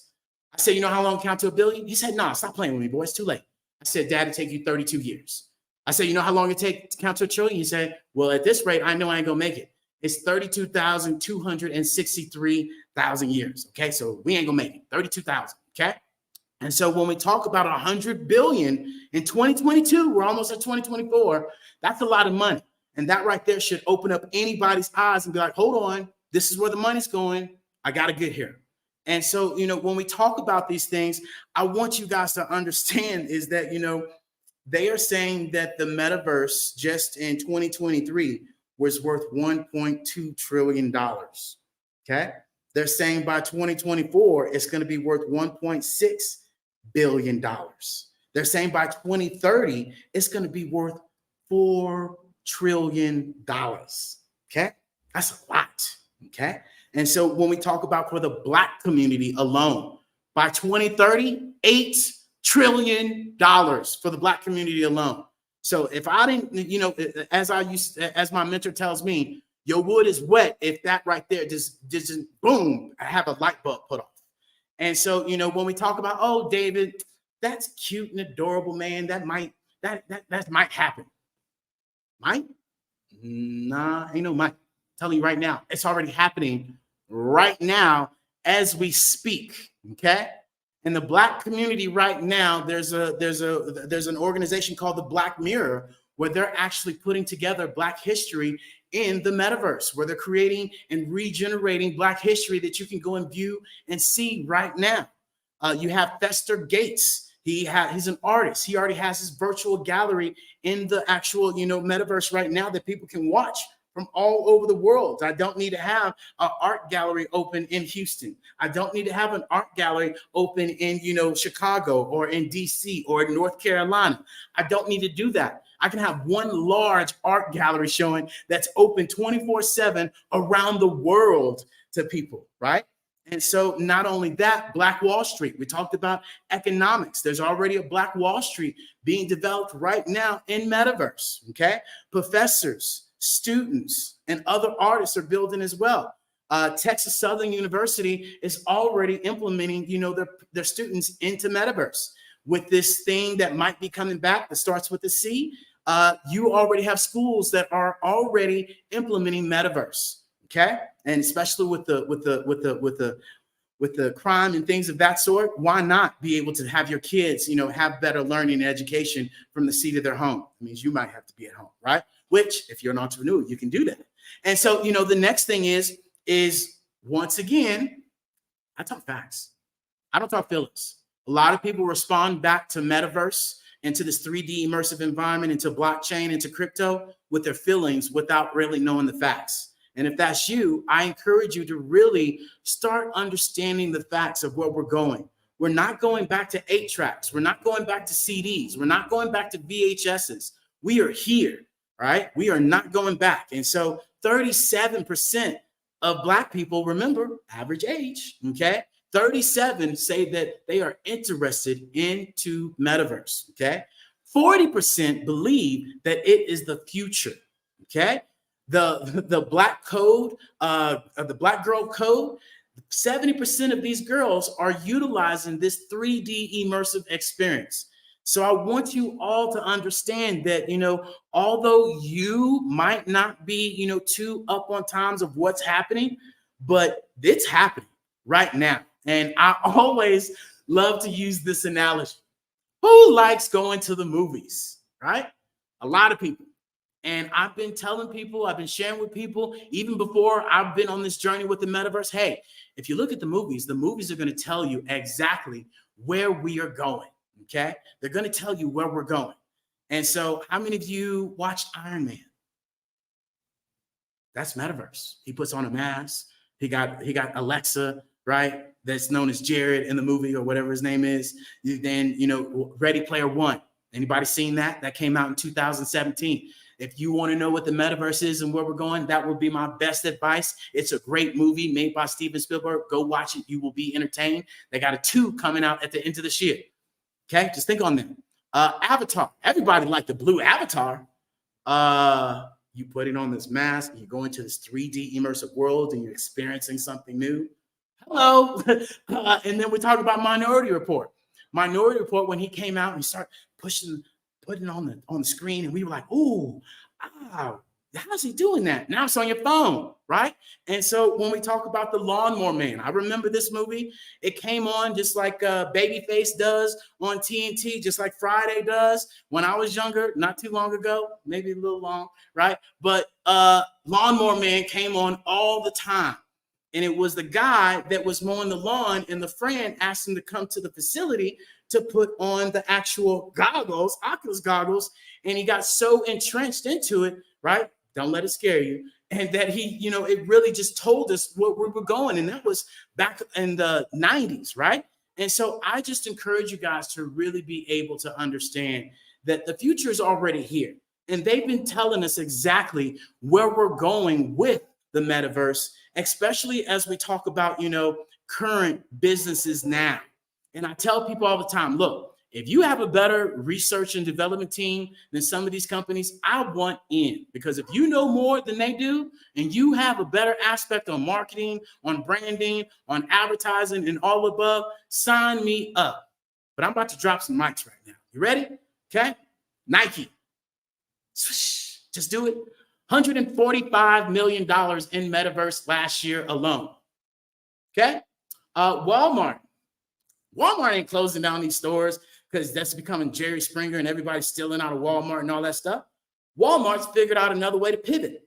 They figured out that they can have no overhead, no inventory, no logistics, no employees, and they can be able to have you shop right online and it just show up at your house or you come pick it up, right? You're already doing it now. Gucci just sold a $4,500 purse in metaverse right now.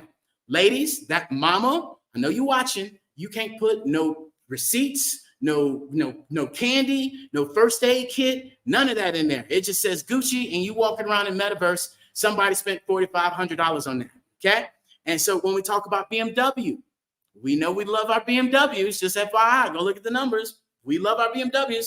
That was my first car out of college. I was like, ooh, I wrecked this Ford. I'm going to get me a BMW. Let's go. And so, BMW just did a commercial with Meta, those cars that are not kind of driving around. What you think you're going to be doing when that car's driving itself? You think you're just going to be looking out the window? Ooh, that's a pretty tree. No, you're going to be in metaverse, in an immersive environment, okay? That is happening. It's happening right now. These cars are driving by themselves. They're going electric. You're going to be in metaverse. When we talk about, Blueberry, they're in there, okay? When we talk about Snoop Dogg has his own decentralized, and if you even want to get in vicinity of his area, it's going to cost you $50K. Okay, Snoop Dogg is already there. As you guys been seeing, the little giraffe with the cigar in his mouth and all that, that's metaverse, that's NFTs. We're there. Okay, when we talk about, Barcelona, when we talk about Adidas, when we talk about Fortnite, some of you got kids right now in their room playing Fortnite right now or Roblox. That's metaverse. Okay, and so I say that because we talk about our kids and yet we forget we were kids when we used to share with our parents from that flip phone, right, from the BlackBerry. Oh, there's this Apple phone, and you try to show them how to text. You try to show them how to, do the voice memo and all this other stuff. That is where we're at now, where we're doing the transition. And now, my friends, hopefully you aren't your parents, right? Hopefully you aren't saying, ain't nobody gonna do all that. And now you're doing it. Ain't nobody gonna get on Facebook? You're on Facebook. Ain't nobody gonna get on Instagram? You're on Instagram. TikTok. All them kids dance on TikTok. You're on TikTok laughing and considering doing it yourself if you're not already doing it, mom, dad. And so, this is where I encourage you guys to really be able to understand how this is going to transition us into the future. And more importantly, when we talk about the entertainment, which is what this, network is to showcase to you youngsters and to you young adults, you don't need to be a football player. You don't need to be a singer. You don't need to be an artist. You don't need to be a producer. You don't need to be any of those. You can use this up here, and there's so much technology. There's so much AI. There's so much robotics out here that you can get yourself involved in because NFL stands not for long, okay? And we all know the story about these NFL players, basketball players, all this stuff because financial literacy is caught, not taught. and especially in our community, we need to start learning more about our finances. And we need to stop spending our money elsewhere, and we need to keep it in the community other than out the community. And we need to stop counting other people's money and start counting our money so we can come together and circulate our money together. Real talk. And so, with that being said, Travis Scott got ahead of everybody. He said, you know what? They don't make stadiums for 1 million people. The max they might make stadiums for is maybe 100, 150. Why don't I just have, 14 million people come show up at my first live event in Metaverse? It happened. He had 27 million people come watch his Metaverse live event, his concert, just like Notorious B.I.G. did, just like Post Malone, just like the ponytail lady, the Ariana Grande, right? Everywhere she goes, she got a ponytail. I'm mad because she got hair and I don't. But anyhow, we're going to keep this party rocking and rolling. So as we talk about, or not party, we're going to keep this organization, we're going to keep this mindset, right, of shifting and getting out of the old ways of thinking and getting into the new ways, especially for us as businesses. That's what this is about, for you guys to be able to up your game from that 100-air mindset, that 1,000-air mindset, that 6-figure mindset, right? We need to go up and higher and think about that, because why you should put your business into the metaverse is necessarily due to the fact that you're going to get increased engagement. We're all talking about, all these social media apps. We got Instagram, Twitter, X, Clubhouse. We got all these apps that we're trying to get onto. And guess what? We're all fighting over 7 seconds. That's it. We're fighting 7 seconds for people's, engagement on our social media. What if I told you that in Metaverse, you got an average of 9 minutes? If somebody got 9 minutes to look at your products and services, I think you might sell something. There's about a 70% chance that you will. And a 60% chance that people are going to purchase from you if you have a 3D virtual experience. I talk facts, I don't talk feelings, okay? So not only that, you're going to increase production for your business. You're also going to reduce overhead. Hyundai just created their own virtual showcase room in Metaverse. Why? Because they don't have to go and make 100 million cars to send to 50 different locations, and only 20 of them get sold. Now they can customize that. You come into their metaverse, customize your car, they build the car, create the car how you want it. You're going to come back because it was customized, and they've lowered everything. And just like Mr. Golden said the other day, that was so spot on, and I cannot leave here without repeating this. He sat there and said, so many of us depend on our jobs to make an opportunity for us, or to create jobs for us. You ready? Jobs don't go in, or should I say, businesses don't go into business for charity, okay? They go into business for profits. And if there's a way that they can get something easier, faster, more reliable, they're going to do it, okay? It is up to you, for you to find a way so you can excel your life, because ain't nobody coming to save you. Ain't nobody coming to drop no $1 million at your front doorstep. None of that. This is on you taking action and not just asking and praying and saying, God, help me. You got to put some work to that asking, right? And a closed hand, a closed mouth, and a closed mind will get you nowhere. And I'm asking you to open those things up, because so many of us, and I love my mama, I tell the story, she's one of those people that will not ask for help. She will go into the grocery store and she will go down all 100 aisles until she can find whatever she's looking for. And she'll pass 50 people that work there and won't ask them at all. One of them might say, hey man, would you need some help? I'm good, thank you, bye. And knowing she need help. And a lot of us do that same exact thing. We walk around in life knowing we need help and we don't ask for it. And so I'm here to tell you guys to start asking for help. Start relying on other people. Get out of that old mentality of, oh, if I ask, then they're going to think this about me. You need to get better surroundings is what you need to get if you have that thought process. Hello. And so we're going to keep this rolling. So the next thing is, gamification. We all remember playing Super Mario, and all that. Now we get to be Super Mario, right? Where it's gamification. We're all looking for something fun to keep us entertained, to keep us going. Not only that, expanding your global reach. You got to expand your global reach. You got to up your game. You like that guy says, you got to think big, P. You got to think big. Start thinking big. And so many of us are thinking so small because of our habits our conditioned ways, our traumas, our dramas that get in the way of us really excelling and believing in ourselves. And, at the end of the day, it's additional revenue streams, as I shared with you guys earlier. You can now have your own apparel. You can now have your own podcast. You can now start collaborating with other brands and things of that sort, as the ladies had talked about earlier, right? And so this really allows us to get that global mindset where you increase access to talent now. You just don't have to worry about talent here in the States. You now can go over into Africa. You now can go over to Middle East. You now can go anywhere because we're all connected together. And not only that, improve connectivity. As the internet is continuing to get better and better, and this metaverse is still at its early stages, let's not get it twisted, right? And that it's continuing to develop, and more people are getting access to internet, especially as our financial system is switching, especially as our communication, everything is under the switch. And so you have to be ready to make that switch as well. And so, we talk about improved analytics. And being able to literally, when you walk into metaverse, imagine if you walk into metaverse in a storefront, you're able to get and change the whole entire store to that customer. It could read their analytics. It can know exactly what they want. It can know what size they want. It can know what they're looking for. This is the metaverse. And so we talk about art galleries. Your Zoom call is dead and gone. If you are using Zoom for your business, this is even more of the reason why you should be getting that link below and booking a free appointment with me so I can show you what the metaverse looks like, other than me just telling you. Because I tell people this, talking about the metaverse is kind of like explaining to somebody what a 3D movie looks like with the glasses when we all go to movies to somebody that's just listened to the radio. You cannot explain that. Right now, if somebody said, hey, what's a 3D movie, which we've all been to a 3D movie and put the glasses on, you can't explain that to somebody that just listens to the radio. I cannot explain the metaverse for somebody that hasn't been there, right? And so this is where you guys go to that link and check it out.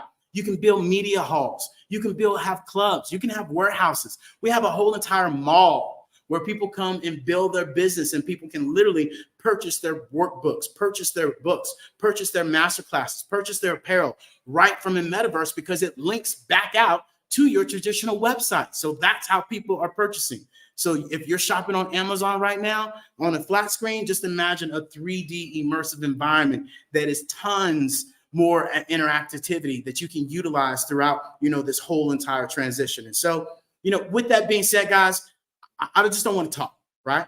I want to be able to really be able to showcase and encourage you guys to come join us. So for the Black Business Network, I want you guys to go to the Hello LLC, and we put a special in there for you guys to join our Hello Plaza Mall. You have your own images, you have your own photos, you have everything, $279. Let's go. Come on down. We got you covered. We're going to put you in our mall, especially with the holidays coming. You're going to set yourself apart from the competition. You're going to be able to have a different actual conversation with people, and it's night and day from anything else. Not only that, if you want us to customize them for you, it's normally, at $8.97. We're going to drop it down to $5.97 for you guys. If you guys hit me up before the week is out. Okay. Before the weekend's out, that's it. That's all I got. That's enough. Okay. And more importantly, if you guys have been seeing our actual commercials that we have been implementing with the AI and digitized with the Hello AI MotionWorks, that is, something that we are putting together, and we have a special pricing for you guys as well, where you're going to get, $100 off of each one of our packages, right? And so, you just let us know which one you want. We have 3 of them. We have a customizable, we have a personal one, and then we have a basic. And so definitely let us know. We can give you the $100 off of that. You just got to say, hey, David, I saw you on the Black Business Network. I need that $100 off. I got you covered. And so, this is where we can come together and we can collaborate together and really be able to showcase, as Dr. Eric Kelly talks about, your energy, your time, your frequency, and your why. And he talks about the finite, and the finite just being the game, your job, right? The rules, it's just set. Where what we are creating and what we are building, the culture, the experience is the infinite, right? Where we're changing the rules of the game. There are no rules. There is no box. I've been hearing all this week, step outside the box. There ain't no box, okay? That's small thinking. There ain't no box, okay? You are the money, period, at point blank. And so being able to make sure that you have the right mindset, being able to make sure that you have to make the right mind shifts, because old keys don't open new doors. And more importantly, something that I've learned just in the last 2 weeks is that mind print. And that's important. And that was a piece of the puzzle that I truly think I was missing throughout this whole entire, planning and organization of my business. And that, my friends, is what it comes to is collaboration. You are all one conversation. You are all one old Zoom call away. You are all one prideful moment that you just throw out the window and be able to share your story, because your story is your glory and your story is your actual, success guide. And so I encourage you guys to really understand that we talk about, your surroundings. We talk about the story you talk about yourself. We talk about the standards. We talk about the self-discipline. We talk about, the conversation with your soul. But one of the things that I've discovered this week is you got to be committed. Most people aren't committed. They say they want to communicate, but you're not committed to communication. You say you want to be, more self-disciplined, but you're not committed to it. And that's what I want you all to be, is committed to making that change, committed to adapting, committed to really being able to build your empire into the future and not into the past. And so that's really what I want to share with you guys all today. That was wonderful. You have laid out the vision. It is here. I had a discussion earlier this week around AI, and I want people to truly understand. Think about what your life was like. If you can, some of us are, you said everybody average age is 30. Think about 30 years ago. It's the 1990s, and what the technological landscape looked like. People weren't even using cell phones, most of them, in 1993. It was around, the tech was around, but look at the adoption. And it's the same thing, the metaverse, the tech is around, but I guarantee you that adoption rate is going to zoom. It is that's the next wave. So thank you so much, David, for sharing. And before I let you go, again, tell us how to contact you. People can contact me at hellollc.io. I want you guys to definitely go and visit us in the metaverse and see the future's already here. And it's a one app, one tap. Thank you for being on the Black Business Network. Check us out again on Saturday and Sunday. Genius is coming, and we'll see you on the other side. Wonderful knowledge, wonderful people. The Black Business Expo's mission is to raise funds for high school seniors going to college or K through 12 entrepreneurs. This expo is a fundraiser for students. You may go to www.blackbusinessexpousa.com to donate to the scholarship fund, or use the Cash App that's on the screen below, and that says the money sign BBX USA.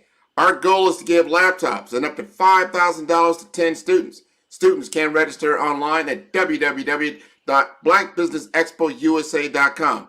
Every dollar counts. So we want to remind you to donate to the scholarship fund. We want to thank our Black Business Expo USA sponsors for September 2023. NC100, Moody Capital Partners, Suede Soul, Lotus Richey Coaching and Training, Carolina, Virginia Minority Supplier Development Council, Staff Management, Barbara H. Smith LLC, Margie McLean Foundation Incorporated, Genius is Common, Earth Essentials, Milani Shani Global, Hello LLC, 5-Star BDM, Executive Women's Success Institute, The Quality Coaching Company, Superwoman Business Services, Creative Force Studios, Lee Entertainment, Artistic App Design, Black Business Expo USA. Genius is coming, and I'll see you on the other side.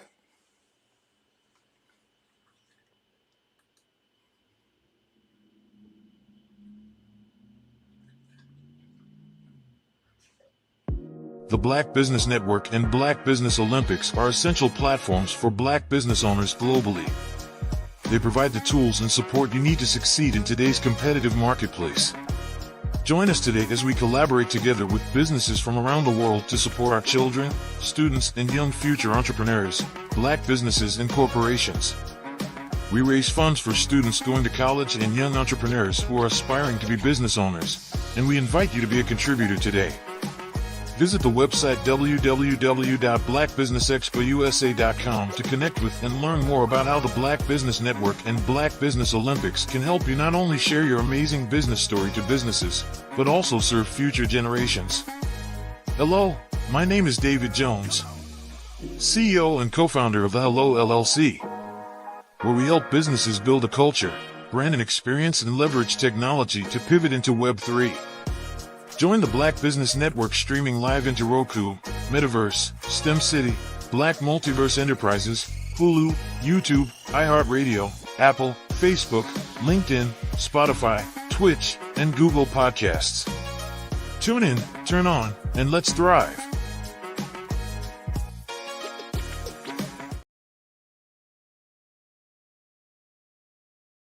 Absolutely. So our coaching program help people that have the lack of time, that lack strategies, and lack the confidence to go after their dream life. So we help them implement tools. We help them implement, I love to leave the inherited lack of finances or the education behind finances. But it wasn't until I lost my firstborn, my only son, that life changed for me. And where I was going after it all, living the corporate life, hit my 6-figure income, and living in my dream house with my dream man, driving my dream car. Wow. I nearly lost it all when I lost my son. And so I realized it only takes one financial catastrophe that can change your entire life. That's what made me start All New Beginnings. Because no matter what's going on in life, there's a new beginning. And because of that, we develop a program called Wise Minded. My little slogan is, don't just dream it, let's live it. If they want to connect with you or work with you, what is the best ways for them to be able to do that? Well, for my social media guru, you can connect with me on every single social media platform as Tanya T. Rose.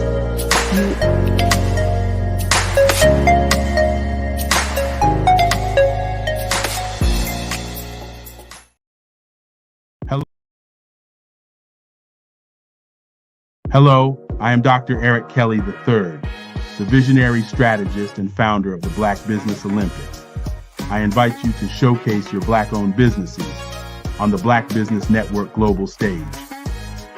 The Black Business Olympics is a global Black Business Network platform that propels Black-owned businesses into the international spotlight.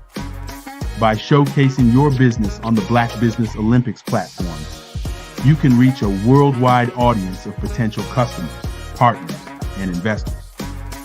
You can also establish yourself as a thought leader, an expert in your field, attract lucrative partnerships, and more speaking engagements. In addition, the Black Business Olympics platform provides a valuable opportunity to connect and collaborate with like-minded entrepreneurs and business professionals from around the world. This can lead to new business opportunities, ideas, and relationships. Finally, by sharing your story and expertise on the Black Business Olympics platform, you can inspire and empower others. This is a powerful way to make a positive impact on the world and leave a lasting legacy. If you are a Black-owned business owner, I encourage you to seize the opportunity to showcase your business on the Black Business Olympics platform. It is a once-in-a-lifetime opportunity to make an indelible mark on the world. Be one of the 1,000 visionary entrepreneurs who are changing students' lives, shaping industries, and leaving an unforgettable legacy for their families. Unleash your voice on our global stage and watch your business thrive. Black Business Olympics is one of the largest Black business showcases in the history of Black business in the world. Yes, the entire world. Just give me a call today at 919-308-9090